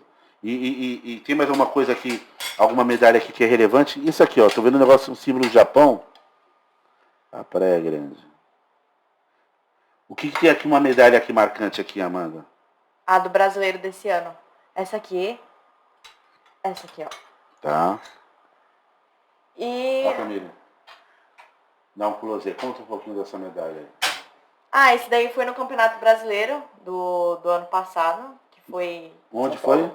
Em São Paulo, foi em outubro? De 2022? Foi em outubro. E Tá. pra mim foi uma grande vitória, assim, porque no Brasileiro de 2021, né, eu perdi na primeira luta. Aí desse ano foi aquela luta eu que você fui campeã ficou chorando? brasileira. Foi. Tá, e como que foi essa jornada aqui no Brasileiro? Como que é para você poder estar qualificada para participar do Brasileiro? Conta-se antes, porque às vezes chegou no Brasileiro, Tem uma história, tem uma história antes. Como que é para você estar ranqueada para participar do Brasileiro? Pra estar ranqueada, a gente tem que participar de campeonatos paulistas, né? Aí o primeiro, até o quinto, ou até o oitavo. que nem sábado agora nós vamos para um campeonato. Tá. A vale vaga é para a final do Paulista. Tá. Classificatória. Então ela participa de uma etapa, classifica para a final. Aí da final, aí ela fica entre os 6 primeiros, tem vaga para a etapa do Brasileiro. Aí viaja para disputar a etapa do Brasileiro.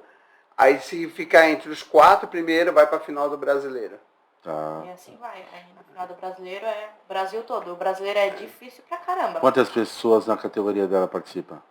Na média aí, em São Paulo, já é mais curto, né? Mas no Brasil todo vai ter umas 20 atletas. Tem na bastante final. meninas. Tá. Deixa eu perguntar, Amanda. Diante de todas essas medalhas aqui, como eu já falei, deve ter muito sangue, muito hematoma, muito suor. E eu sei que tem o sangue, muito sangue e suor do pai e da mãe também, né? Uhum.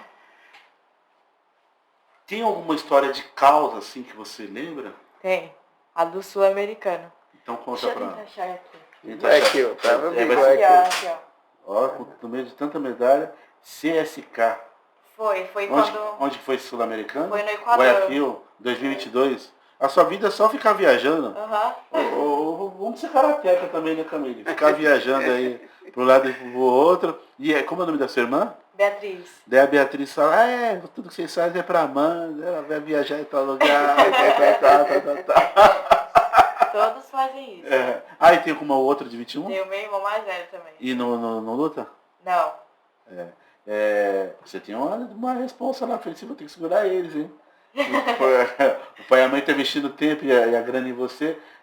Guayaquil, sul-americano, conta aí pra nós. Foi assim, era meu primeiro campeonato fora, tipo, na seleção, sabe? O pessoal do Brasil, então eu tava nervosa, eu fui sozinha. Não fica nervosa, calma. Devagar, você tá aqui. Tava nervosa. Você tava, não fica nervosa de novo. Conta a história, mas sim, no final você coloca a emoção pra fora. Você foi pro Equador. Foi. Aí eu tinha viajado. Chega mais perto, você ficou nervosa, se distanciou para o microfone captar você. E eu fui sozinha, né, pro Equador. Aí quando eu fui, eu já tava chorando. Porque, nossa, tudo eu choro. Por que você tava chorando? Não sei, porque quando eu tava no Chile, que eu fiz uma escala de um dia praticamente no Chile. Aí eu fiquei no aeroporto lá e, tipo, não tinha ninguém no aeroporto. E escala é um saco, né? Aí eu ficava assim, olhando pro nada, assim, eu fiquei, mano, o que eu tô fazendo aqui, cara? Ficava chorando, assim, tipo, sem sentido nenhum, sabe? Em qual aeroporto você tava? Eu tava indo no Chile, eu não sei. Santiago. Tava no Chile, tava frio, nossa. Aí depois... E lá não é nada frio, né? Tava um frio do caramba, acho que tava menos 1 grau. E aí eu comecei a ficar doente depois. Não levou a segunda pele? Não. Tava tudo dando errado, sabe? Aí quando eu cheguei no Equador, a minha mala extraviou. Minha mala de roupa. E aí? Minha mala de roupa extraviou, foi pra outro país, a minha mala. Aí eu comecei a chorar. E assim, meu Deus. E seu kimono, tudo lá? Não, o kimono tava comigo. Pelo menos lutar eu ia, né? Porque você já saiu daqui com o kimono? Não, eu levei o kimono na mochila. É porque a gente fala assim, eu sempre falo pra eles, quando vai viajar pra fora, a mochila do kimono tem que ir com vocês na bagagem. De mão, bagagem de mão. Ah, mas isso aí tem que ir na bagagem, porque se extraviar, você chega lá luta no dia seguinte, vai estar sem os equipamentos. Então já tinha um cenário prospectivo do... Foi, aí eu não despachei, só despachei a mala de roupa. Aí cheguei no Equador, a mala não chegou. Aí eu fiquei, nossa, não acredito. E aí você conversou com alguém no aeroporto? Então, no aeroporto eu tinha ido na polícia, no aeroporto de outro país. Eu não sei como eu resolvi essas coisas. Aí a mulher me deu um papel lá escrito todo estranho. Aí eu peguei o tradutor assim no celular, tirei foto e tal, dei traduzida, e tive que assinar, colocar o número de telefone, o nome do hotel e não sei o que.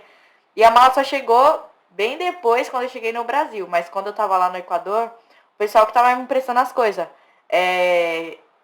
Eu usava a mesma calcinha, tipo, eu lavava a calcinha, deixava atrás do ar-condicionado, secando. Se a calcinha tivesse molhada, e não levou um dinheirinho pra comprar outras coisas lá? Então, eu levei, só que lá também era caro as coisas. Mas eu comprei, tive que comprar, comprei escova de dente, comprei escova de cabelo, porque não tinha nada.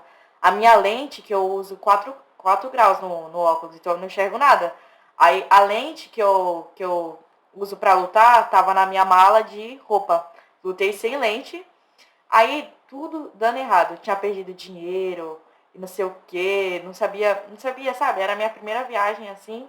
Aí quando eu fui pro campeonato e chamaram a minha categoria, eu comecei a chorar. Porque na minha cabeça, tipo, tava tanta coisa dando errado que eu já pensei que eu ia perder, entendeu? Aí eu não queria lutar.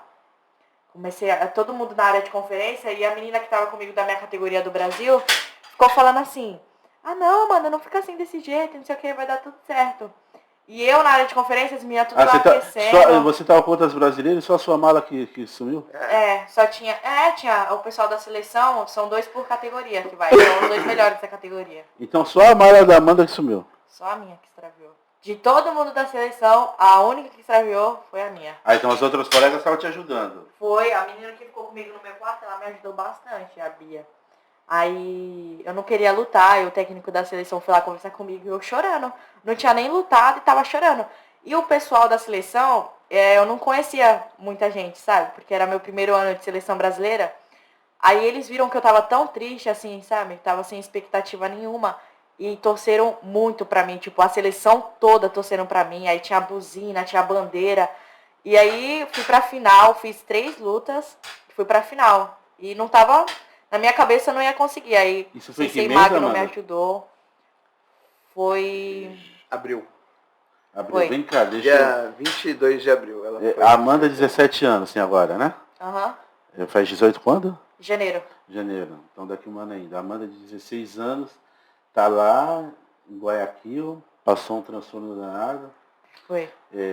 Eu, desde muito pequeno, eu tentei não levar os problemas pros pais. Você narrou esse problema pro pai e pra mãe no WhatsApp? Não, depois. Só depois. Depois quando? Que eu cheguei. Ah, tá. Antes você falava muito, eu e ela não. Ah, então você não participou do pai e pra minha mãe eu não falava não. Porque eu fico imaginando aquela mãe que não queria que a filha tivesse hematoma e tal. Além de ter hematoma, ficar passando por uma necessidade na cabeça dela, talvez desnecessária, né? Mas mal sabe que isso, a vida, na falta do pai e da mãe, vai surpreender a gente o tempo todo. Uhum. E a gente precisa ter essa sabedoria de ter os atos mais inteligentes. Mesmo sabendo que você pode contar com o pai e com a mãe, nem tudo a gente pode socorrer eles de pronto. Eles iam ficar preocupados, ia ser mais um problema. E aí deu falta deles para resolver lá. Chamar minha mãe, mas te prepararam. Te prepararam. O sensei preparou para um cenário negativo, porque você falou, nossa, eu tô com o kimono aqui porque ele falou que o kimono tá lá. E melhor do que a mensagem dele, às vezes nem sempre é a mensagem que vale. O que vale é quem recebe, porque tem muita gente. Todo mundo tem 2 ouvidos, mas o pessoal tem a audição seletiva. E você o que quer. Foi obediente. Melhor para um líder é quando ele tem um liderado obediente. Prever cenários prospectivos é negativo, mas você já aprendeu agora que tem que levar a segunda pele, né? Vai ter escala. Agora já aprendi. Segunda pele. Escala é um negócio, às vezes você tem escala de 2 horas que pode levar 6. Né? Verdade. Tem algumas coisas. Esse trabalho da escala, talvez houve a perda da mala, né? Porque foi muito tempo a de perda escala. Não, o extravio momentâneo, que a sua mala chegou aqui para você. Chegou no Brasil. Entregar em casa ou você teve que buscar no aeroporto? Teve entregar em casa. Tá. Depois, quando eu cheguei do Equador, eu ainda parei no aeroporto de São Paulo e denunciei de novo, porque minha mala não tinha voltado. Aí depois de uma semana a mala chegou lá em casa. Minha mala. E agora, como eu aprendi, agora eu já vou com uma mochilinha nas costas. Aí como é muito frio, eu sinto muito frio, né? Aí eu já levo um cobertor, já levo um lenço umedecido, já levo um fone de ouvido e tal. Pra relaxar. Fico de boa. Mas quando tem escala no Chile e de segunda pele, já sair Aham. daqui com a segunda. Levar para o aeroporto, chegando no aeroporto, coloca a segunda pele na parte do ar-condicionado. E quando você viaja para fora, parece que cada escala é um clima diferente. No Chile tava calor, na Venezuela, no Chile tava frio, No na Equador. Venezuela calor. Aí no Equador calor. Aí fiquei doente Ah, também. porque a escala também passou pela Venezuela também? Passei. O Equador, voos para o Equador não tem direto, né? Infelizmente. Então, a gente tem que fazer sempre alguma escala. Eu fiquei preso no Paraguai quando eu fui para o Equador uma vez. Fiquei preso no Paraguai porque o meu voo fazia uma escala no Panamá. E o meu passaporte estava vencido. Aí aqui em São Paulo comeram bola. Aí Mas aqui na América Latina, acho que viaja com a RG? Não, América do Sul. América do Sul. América do Sul. O Panamá é América Central. Tá. Entendeu? Aí quando chegou no Paraguai me prenderam. Nossa, você não pode viajar, isso aqui. Eu falei, não. Mas Paraguai é América do Sul ainda? Então, mas eu ia pro Panamá. Tá. Aí eu falei assim, não. Aí eles, não, vamos te mandar de volta para São Paulo. Eu falei assim, não, para São Paulo não, foi um erro da TAM. Eu peguei o voo para ir para o Equador, vocês têm que mandar para lá. Aí eu fiquei um dia no Paraguai, aí a TAM fez tudo certinho e me mandou direto para o Equador. A minha mala também foi extraviada. Mó ruim, né? Imagina eu chegar com esse pezinho lá no Equador para pegar roupa emprestada. É, porque quebra a logística. Esses dias eu vi. Mas isso, todo mundo está suscetível a isso. Esses dias a Anitta estava na Europa e aconteceu o problema da mala de todo mundo do time dela, extraviados, dançarinos, figurinos. Então, e você tem que ter a habilidade de ter um coach, ter um professor, de criar cenários. Nem tudo na vida é maravilha, tem hora que vai vir um problema. E a gente vai estar preparada para esses problemas. Para esse problema. Cada medalha dessa aqui é uma hipertrofia do músculo mental que a sua mente está abrindo. Não é isso, professor? Bem assim. O bacana, só vem a próxima medalha se você não se acomoda, não levar essa coisa do campeão para o ego, né? Porque o que atrapalha muito o atleta é o ego, né, professor? E como que faz você trabalhar isso nos seus alunos que são federados, seleção, a nível de seleção? Eu vou te falar, eu tenho uma falha minha, meu ponto negativo, eu não tenho a formação superior. Tá. Falta faculdade, né? Eu vou começar a fazer agora. E aí eu já perdi bastante atletas por causa dessa minha falha, né? Perdi muitos atletas top. Porque assim, talvez falta uma didática para lidar com essa situação. Né? Eu coloco bastante aluno na seleção brasileira. Consigo colocar bastante alunos. Mas eu não consigo mantê-los no meu dojo. No seu time? No meu time. Por quê? Porque eu acho que tem que ser assim, ó. Você foi campeão, o que perdeu está treinando para ganhar de você. Você tem que treinar igual a todo mundo ou até melhor. Mais. Né? E então, você passa a ser o alvo, né? Passa a ser a pessoa a ser batida. O campeão, ele não quer levantar às 6 horas da manhã para treinar. Ele vai marcar treino às 6 horas, o campeão vai dizer, não vou não. Mas o que mantém o campeão campeão é essa disciplina. Entendeu? Então vamos supor, o campeão, o horário de treino começa às 6 horas. Ele tem que chegar às 5h30. No nosso caso hoje, a gente tem que montar e desmontar o tatame. Né? Então, quando o campeão chega às 6 horas, eu falo boa tarde ou boa noite. Já chegou atrasado. Né? Porque ele tem que ser um dos primeiros a chegar. Ele é espelho. Porque da mesma maneira que ela entrou no Karatê por causa da Jamile, ela hoje, a Amanda, ela é espelho da academia. Hoje nós temos uma turma nova entrando que olha a Amanda fazendo e fala assim, eu quero ser a Amanda. E a Amanda compete tanto bem na luta como no kata. Bacana você falar isso, sabe por quê? Esse projeto aqui eu já tinha ele no tempo da pandemia, queria fazer. Que 1 ano, né, Camila, ensaiando e planejando e tal. E aí quando começa o podcast todo, aí o pessoal me convida para um outro projeto, tal, um outro podcast e tal. Aí fizeram um podcast lá comigo. André, o que você achou de ter vindo para cá, tal? Eu falei, Isso aqui para mim é um desafio, porque lá onde eu estou, nas minhas coisas, a gente está acostumado a conduzir, a fazer como você quer. E aqui eu estou com mais pessoas de forma colegiada, eu estou na condição, me faz eu voltar para a condição de estagiária. Porque, como eu falei, a turma lá gosta de negócio de jacaré. São diferentes de mim, não são, Camilo? Tem um jeito e tem um jeito diferente. E quando eu chego lá, nos convidados, eu não permito que o fulano pega água. Não, eu quero pegar a água para manter essa questão de desenvolvimento da parte da humildade, de submissão, de um passo para trás, para a gente não se emocionar com isso aqui é maravilhoso. É uma maneira de a gente tentar isso aqui tangibilizar para a família. A entrega de vocês está valendo a pena. Se tudo der errado, a gente derrete tudo e faz dinheiro.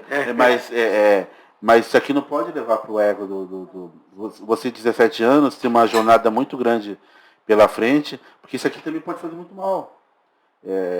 A mesma coisa uma pessoa de 17, 18 anos já começa dirigindo uma Ferrari. Foi muito feliz o pai do... Eu sempre uso o pai do Neymar como exemplo, porque ele com 18 anos já poderia ter uma Ferrari. E o pai dele até outro dia mantinha ele usando um cartãozinho lá com valor mínimo, para não confundir as coisas, para não ter necessidade. E o senhor falar isso, bacana, porque o pai do próprio Neymar, por exemplo, ele em 2008 ele entra na faculdade lá. Ele ia ter um filho que ia ser jogador de futebol profissional, um atleta. Então ele precisava saber lidar com o filho dele e com as pessoas que... E tanto é que aprendeu, tanto é que ele gestiona aqui uma bela instituição. Já fizeram podcast aqui conosco. Terça-feira que vem vão estar lá nos campeões lá comigo por conta dessas pessoas. De lá saiu tantas pessoas boas. O próprio Joel J, que é uma referência hoje, era ex-nadador e hoje é um coach, uma liderança na parte de desenvolvimento humano, saiu de lá, formou outros líderes. Fora, vai muito mais que a parte do esporte fim, a parte do ser humano, do profissional, vários profissionais aí para a vida. Então, isso que você tem que levar. Deixa eu perguntar, e a Amanda, como é que é a Amanda em casa? A Amanda em casa tira essa carapuça da medalha, ajuda a irmã nas obrigações, ajuda a mãe? Tira? Tira, é que às vezes não... Eu acordo, eu ajudo a limpar o quarto, eu ajudo a guardar a louça. Quando a minha mãe tá trabalhando, eu ajudo a minha irmã a limpar a casa, estudo para as provas também e tal. E eu treino à tarde também, né? Quando é 3 horas eu já tô saindo de casa. Eu chego em casa 10, 9 horas, 9h30 da noite. 8 horas de treino? É que eu vou sair de um pro outro. Porque o que aconteceu? Quando a Amanda perdeu aquela luta no Brasileiro, eu falei pra mim mesmo, assim, cara, essa menina ela vai explodir, ela tá a ponto de explodir, né? Falta alguma coisa. E aí, uma coisa que a gente tem que aprender, que a gente, o professor tem muita vaidade, né? Então a gente conhece o nosso lado errado, negativo, a gente tem que começar a lutar contra isso. Aí eu liguei pro Guilherme Gomes. O Guilherme Gomes, hoje ele é um baita atleta, mas eu vi ele lutar com 10 anos, eu vi esse moleque crescer. E aí eu falei pra ele, falei assim, Guilherme, por mais que eu tenha uma diferença com o seu professor, a gente não se fala, eu precisava da tua ajuda. Eu sei que tu faz um trabalho aí, eu tenho a Amanda e eu não tenho mais o dojo, eu perdi o dojo com a pandemia. E hoje eu alugo o horário, eu não tenho mais com quem a Amanda treinar. Tu pode treinar ela aí pra mim junto com o teu pessoal? E ele foi totalmente prestativo, né? Não, sei, tudo bem, eu treino, mas a gente precisa trabalhar ela, tá na hora dela despontar. Então o Guilherme começou a dar essa força, aí aumentou a carga horária de treino dela, né? Uhum. Ela começou a treinar na parte da tarde também. Aí eu conversei com o pai dela você não tem problema? Eu falei, não tem problema nenhum. A gente tem que ver a Amanda atleta, né? A gente tem que crescer ela como atleta, né? E aí calhou de dar resultado. Aí hoje ela faz o treino à tarde com o Guilherme, aí comigo ela treina 3 horas depois, aí vai para casa descansar. Quando é segunda, quarta e sexta, ela treina à tarde competição comigo e depois vai para musculação. Manter a parte de fortalecimento.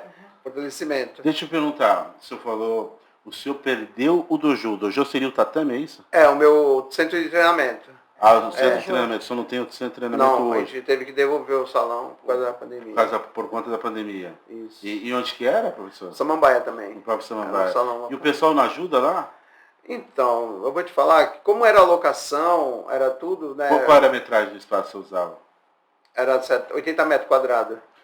Meus amigos Jane, Janinha, Tico Mico. Pessoal, vamos acordar, meu. O nosso amigo, e o Marcelo lá da academia lá da Ômega, não tem um espaço lá? Tem o Alan de Osasco que dá aula lá já. Não, tudo bem, mas independentemente de aula, são pensamentos diferentes. 80 metros não é nada algo astrondoso, tem tanta gente lá, e ainda mais que o Karatê tá aqui a entrega de volta. De uma das alunas, não sei quantos alunos o senhor tem, de uma dos alunos.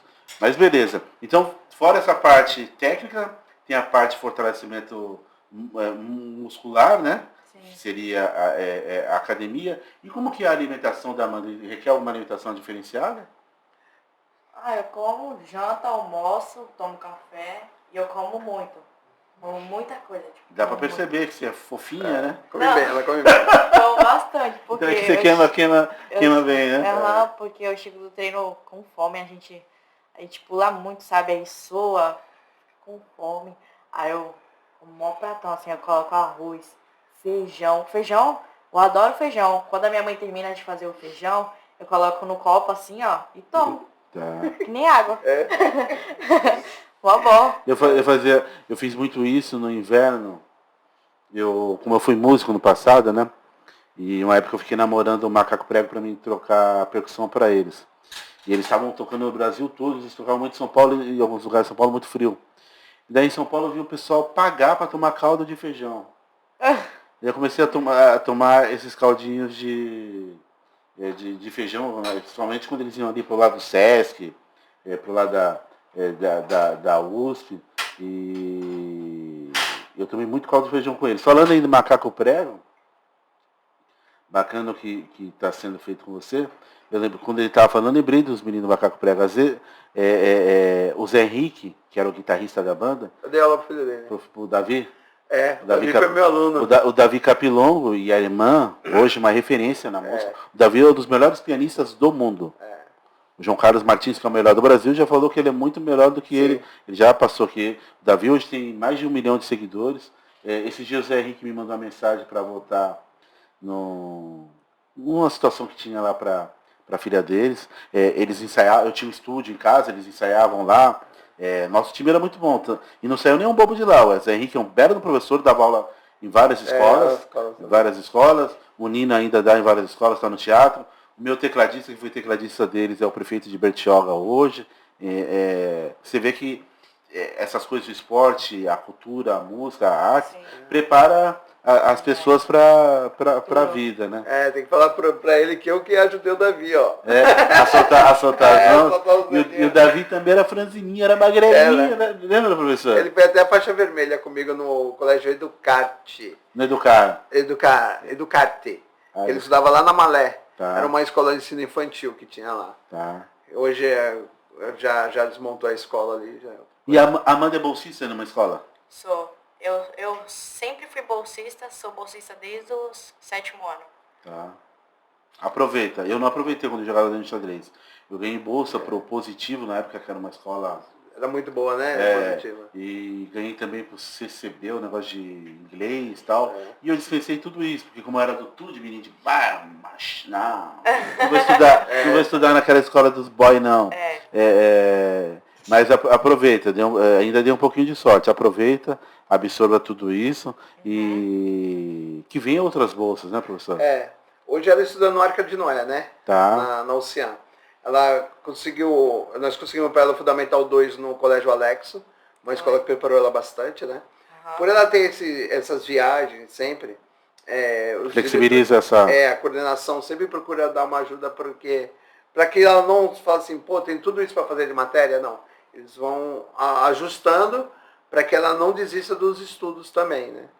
Não tem a perda. Isso entende também. Tá. Porque eu viajo muito assim no ano, aí eu perco aula, fico uma semana fora. Perde a aula convencional. Isso. Só que a pandemia, ao mesmo tempo que tirou algumas idas, tem aplicativo. Ensinou que existe várias maneiras de fazer a mesma coisa, né? Agora, né? Eu vejo a minha filha, a minha filha faz aula de piano e aula de programação online. Eu não consigo ficar na frente do computador. Se eu estiver aqui com vocês 2 horas fechando o negócio, meu contrato, beleza. Eu não consigo. Me dá uma coisa eu ficar nessa sala aqui. Ó, eu entro nessa sala aqui para assinar contrato e olha lá. Me dá, quando eu coloco aqui reunião online, eu fico com... E eu vejo minha filha estudando aquilo ali, eu acho fantástico. Hoje ela estuda piano e programação, graças à pandemia que ensinou a estudar online. E ela vai lá, ela entra na sala e faz, acontece. Eu falo, mas estudar piano presencialmente seria complicado? Imagine online. Então você está num momento diferente do mundo. Você, a sua irmã, né? Que é mais nova, sua irmã? Ela é mais nova. Tem quantos anos? Ela vai fazer 16 domingo agora. Domingo? Então domingo tem festa. E ela não quis se inspirar e ir pro lado do karatê? Não, ela é muito estudiosa, ela é bastante inteligente. Ela me ajuda na escola. E ela é mais pro lado de cuidar da imagem, do cabelinho. Isso mesmo. É mais a menininha. E você é a rebelde. É a rebelde, mas que hoje você tem um espaço onde você extravasa a sua rebeldia, né? Exatamente. A minha mãe tava falando isso esses dias, que se não fosse o karatê na minha vida, eu não sei onde eu estaria agora. De verdade, porque eu sou bocadura, sabe? Respondona. Pensamento só meu, sabe? Então eu acho que o karatê me ajudou bastante nisso, porque deu uma amenizada assim. Porque se não fosse pelo karatê, pelo sensei no meu ouvido também. E ele fala muito? Fala, ele me dá bastante conselho. É o complemento, né? Me ajuda bastante. É porque, na verdade, aí tem um pouco do sensei e tem um pouco do ser humano, porque a gente já errou bastante também. Né, professor? A gente já errou bastante. Quando ele falou ali do dinheiro da noite, você pensa que quando eu tocava era tudo maravilhoso? O dinheiro que eu tocava à noite fica na noite. Porque toda noite exige uma camisa diferente, uma coisa diferente. O que o mundo da noite exige de volta. O dinheiro da noite é um dinheiro que fica na noite. Não é, professor? Então tem vários aprendizados. Lá na hora, lá você é o bonitão da noite, de X lugar e tal. E ninguém sabe como que é no outro dia, na vida real, né? Não é isso, professor? Bem isso mesmo. Vamos lá, professor. Quer deixar os endereços aí das redes, da academia? Então, a academia é a Kami Karate Do, Jardim Samambaia, né? Nós temos página no Instagram, no Facebook, Kami Karate Do. E ali na Morsan, que nós damos aulas de segunda a sexta-feira. Tá dando aula na Morsan também? Na Morsan, no Centro Comunitário. Hoje show. nós estamos só lá. Show. Eu dou aula também na escola do Colégio Alexo, né? A única escolinha hoje que eu permaneço é o Colégio Alexo. O que aconteceu? A idade vai chegando, né? Aí vem muita gente oferecendo preços menores para dar as aulas nos lugares. Então a gente perde a concorrência, né? Então aí... que o pessoal está buscando espaço, né? Isso, está precisando. E às vezes fruto de trabalho vosso, porque a gente vai criando aí os alunos que depois acaba, de certa forma, virando os nossos concorrentes, né? Eu consegui mostrar para as escolas que o karatê traz resultados, né? Eu consegui... Hoje nós temos aí a Beatriz Silva, a Rafaela. A Rafaela, que é excelente atleta no pesado, saiu do Colégio Cultura, né? Aí nós temos o Bruno Paraguai, que foi um grande atleta, o Gabriel Estancunas, que hoje luta Karate Combat, não foi meu aluno, ele era aluno da Yamato, e hoje está no Karate Combat, mas começou num projeto da escolinha também, né? Então eu consegui mostrar que através do Karatê, a gente tem que dar uma aula de Karatê educativo, e atrair o aluno para o Karatê competição, Karatê real. E aí essas crianças, elas acabaram indo buscar o Karatê e conseguiram sucesso na vida, né? Trazer assim, a sua formação profissional, né? Conseguir fazer isso. Então, para mim, isso aí é uma grande vitória, né? E eu quero continuar, a gente quer continuar. A Amanda hoje, hoje é o carro-chefe da academia, né? Que responsabilidade. Responsabilidade, Amanda. E Amanda, deixa as suas redes aí, Amanda. Oi? Deixa as suas redes sociais. Se o pessoal quiser te seguir aí, como que faz? Meu Instagram, Amanda Freitas _TX. Amanda Freitas _TX? Isso. A Camille já pegou ali, não? E Facebook, YouTube? Facebook Amanda Freitas. Tem canal no YouTube? Não tenho. Não tem canal? Não tenho. Então é uma coisa para pensar aí, né, professor? O próprio professor também. Eu tenho o canal, mas a gente não usa muito, né? De vez em quando a gente põe uma aula online lá, mas não divulga. Eu tenho o canal Kami Karate. Tem que colocar. E agora com o Spotify também com a oportunidade de colocar o vídeo, né? E Qual que é o próximo projeto aí da Amanda, a próxima competição? Então, nós vamos para um campeonato agora sábado, que é o Karatê o Boys, Ou né? seja, amanhã, né? Porque está indo ao ar agora, né? Hoje, sexta-feira, né? Isso. Então amanhã tem competição. Isso. E aí o nosso plano agora é a seletiva em Fortaleza, de 1º a 3 de março. Primeira seletiva para Em quê? Calcaia, para entrar na seleção brasileira. Todo ano tem que participar. Todo ano. Não permanece? Todo Não, ano você tem que se todo credenciar. Todo ano tem que participar. Mas agora é na mesma faixa etária que você já estava? É ou na já mudou? mesma categoria, porque ano passado eu tinha 16 e eu era menos 48. Esse ano a mesma coisa. A categoria ainda é 16 e 17, que eu fiz 17 em janeiro.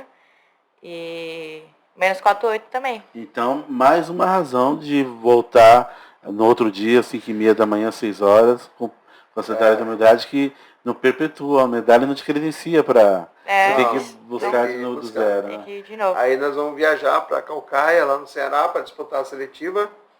Se não der certo, eu acredito que, se Deus quiser, vai dar certo lá. Aí vai ter que ir para Joinville, que a segunda seletiva é em Joinville, né? Sai um atleta de cada seletiva. Tá. Joinville é muito mais próximo. Porém, a gente tem um risco, né? Vamos supor, é um jogo. Você pode não estar no seu dia bom. Então a gente tem duas oportunidades de tentar a chance, a gente nunca deixa de ir na primeira. Se não der certo na primeira, tem a segunda. Tá. Né? Show. Amanda, tem alguma coisa que você quer falar? Gostou do bate-papo, não? Gostei. Gostou? Gostei. Tava Quero te cabreira? agradecer. Tava cabreira, não? Não. Não? Tava de boa? Tava de boa. Tranquila? Aham. Te tiraram da cama aí, de repente ficou brava e tal? Não, minha Nas mãe tinha me férias. avisado que eu ia vir e tal. Então a mãe que articula, que faz a parte de assessoria. Ela ficou. É porque ela, quando vê alguém, ela fala, sabe? Ela fica falando, ai minha filha, não sei o que, não sei o que. Um dia você vai ser mãe também. Ai, mãe, meu Deus. É que, na verdade, poucos são igual a sua mãe, igual o pai do Zezé. Não adianta você ter potencial. Se você não tiver alguém que te promova, o promoter é importante em todo e qualquer lugar. De repente, está faltando a sua mãe, ou a inteligência dela, ou alguém fazer esse papel de mãe, para fazer essa interlocução com a parte de patrocínio, para poder subsidiar.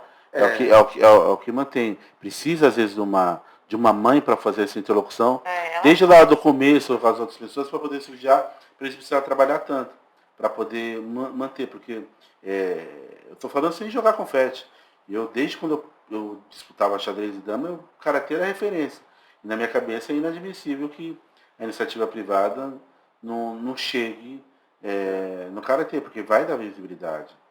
Quem não quer ter sua marca já saindo daqui da praia para o aeroporto, atrás da blusa do atleta, na bolsa do atleta, na mochila do atleta, indo para passando escala no Chile, passando pela Venezuela, passando por Guayaquil, pode com a medalha, voltar aqui com a camisa, tá tirando fotos, gravando o podcast com a marca da empresa, não aqui, de circuitos, outros. Vou dar o seu nome lá no podcast dos campeões, vou sugerir, tá?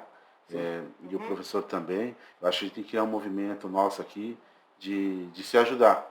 A gente se ajudando, no dia que a gente tropeça, a gente só cai até onde deixou as outras pessoas. Verdade. Né? Gostou, professor?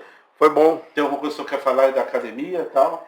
Então, tu comentou de um atleta que tu vê treinando lá na academia, né? Sim, eu não sei se é professor ou atleta. É o Alan Josala, Tá. pelo que a foto que eu mostrei pra você, é o Alan.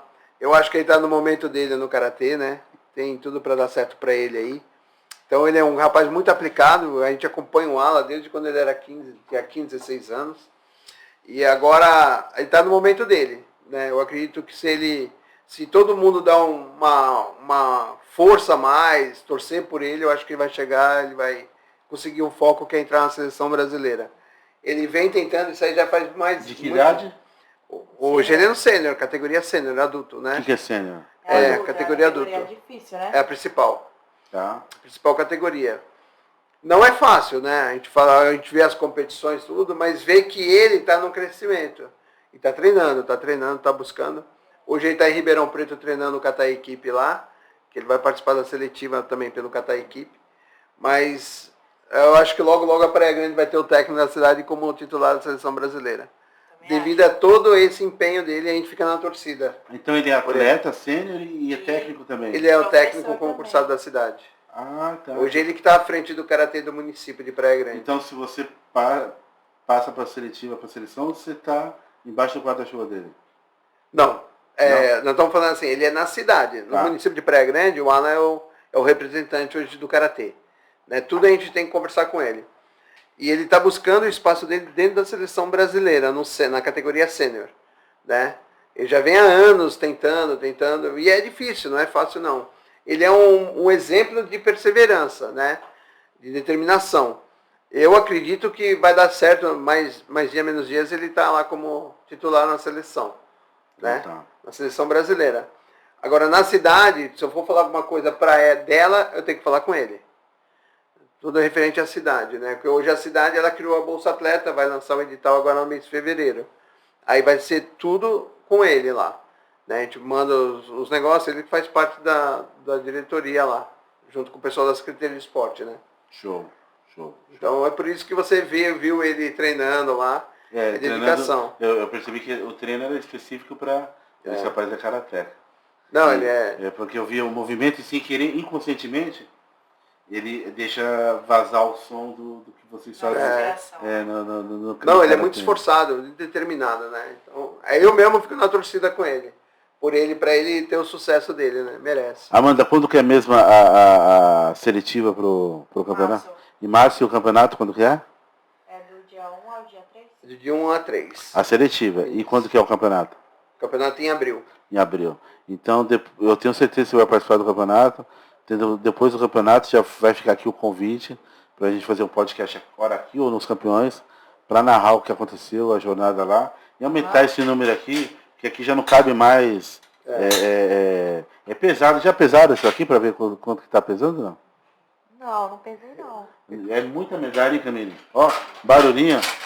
Dá pro Davi Capilongo tocar teclado com isso aqui, ó. Quem é músico dá para tirar som. Dá para tirar som de cada medalha disso aqui. Espero quando você voltar em abril trazer uma nova medalha, uma nova história. Meu amigo Antônio Marcos, aqui ó, Amanda. Show de bola para fazer matéria aí no G1, hein? E espero ter você aqui de volta conosco em abril. Beleza? Beleza. Gostaram? Gostei, muito. muito. Então tá, as portas estão abertas, professor, parabéns. André, a gente vai lançar uma rifa agora para ajudar o custeio da então, viagem. Então fala olhando para aquela câmera ali, ó. Nos olhinhos. Tá. Ela gosta de homem bonito. Obrigado. Nós vamos lançar uma rifa a partir de segunda-feira. Vale uma CNH de carro, primeiro prêmio. O segundo prêmio é uma bicicleta.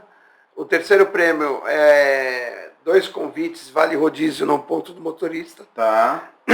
Não fica nervoso, professor. E o quarto e o quinto prêmio é as camisas de time, do seu time de coração. E quanto que é a rifa, professor? R$10 cada número. E quando que vai ser aberta? Segunda-feira, aberta em abril. Em abril. A gente vai estipular uma data certinha já, para abrir em abril essa rifa aí. Tá, segunda-feira agora começa a vender. Já começa a vender. Então tá, e como que faz para contactar o senhor para falar da rifa? Pode procurar a gente no Instagram, no Kami Karatê-Do, ou então através do WhatsApp. Qual é o nome do WhatsApp? 13 97 415 9404. 9404. Vamos repetir o WhatsApp, professor? Camille vai colocar aí na tela, né, Camille? O pessoal depois. 13 97415 9404. 9404. Vai falar para o senhor, esse número compra online, com que é vai ser uma rifa online. Manda Pix e tal. Manda Pix aí. Então a Camille já vai ficar incumbida de comprar os nossos números lá, né, Camille? Nós estaremos indo com 3 atletas e mais eu como técnico, né? Tá. Vai estar indo a Amanda, o Júnior e o Gustavo. Para onde que vocês vão? Calcaia, Ceará. Tá. Ah, para seletiva. Seletiva. Tá. Então tu vai pro Ceará. Já fui pra lá. Já vai estar perto da terra da mãe, né? Verdade. É só descer um pouquinho, daí a mãe é do sul ou do norte da Bahia? Do norte, né? Do norte. Qual cidade, sabe? Conceição do Coité. Conceição do Coité. Próxima feira. Próxima feira. Daí subindo tem Jacarezinho. Daí subindo mais pra esquerda tem Jacobina. Daí depois subindo pro lado direito tem a Estrada do Feijão, que liga o pessoal de feira até. A gente anda tudo aí. A gente anda tudo. Atleta é atleta, né? Atleta, música, a gente roda. A gente, através do Karatê, a gente teve a oportunidade de conhecer o Brasil quase todo, né? A América do Sul também. Verdade. Tá. Só ela que já foi pra Turquia. Amanda, muito obrigado por ter Eu que vindo, agradeço. por ter acordado cedo. Você chegou aqui meia brava. Não, E... eu acordo assim mesmo. Daí depois vai melhorando. Fica até com medo de alguém for lutar com ela no período da manhã, professor. De repente ela vai extravasar aí Pô, me incomodou logo cedo, já vai acabar tendo o toque. O que você precisar, a casa está aberta, tá? Obrigada. Só vou fazer um pedido. Você pode olhar para aquela câmera ali e pedir a tua galera curtir, compartilhar, dar o like. Oi, galera. Curte aí o vídeo, compartilha com os amigos, comenta. E muito obrigada por ter assistido até aqui. E é isso. Então tá. Agora também fora o YouTube, na própria sexta-feira, sobe para todas as plataformas digitais. Então você lá no avião pode estar ouvindo, relembrando o nosso podcast. Legal, hein? Tá? Muito bom, né? A Camille vai mandar os links. E no Spotify agora também com vídeo também, né? Chique. Beleza, Camille? Então, um tchauzinho para aquela câmera. E Tchau. até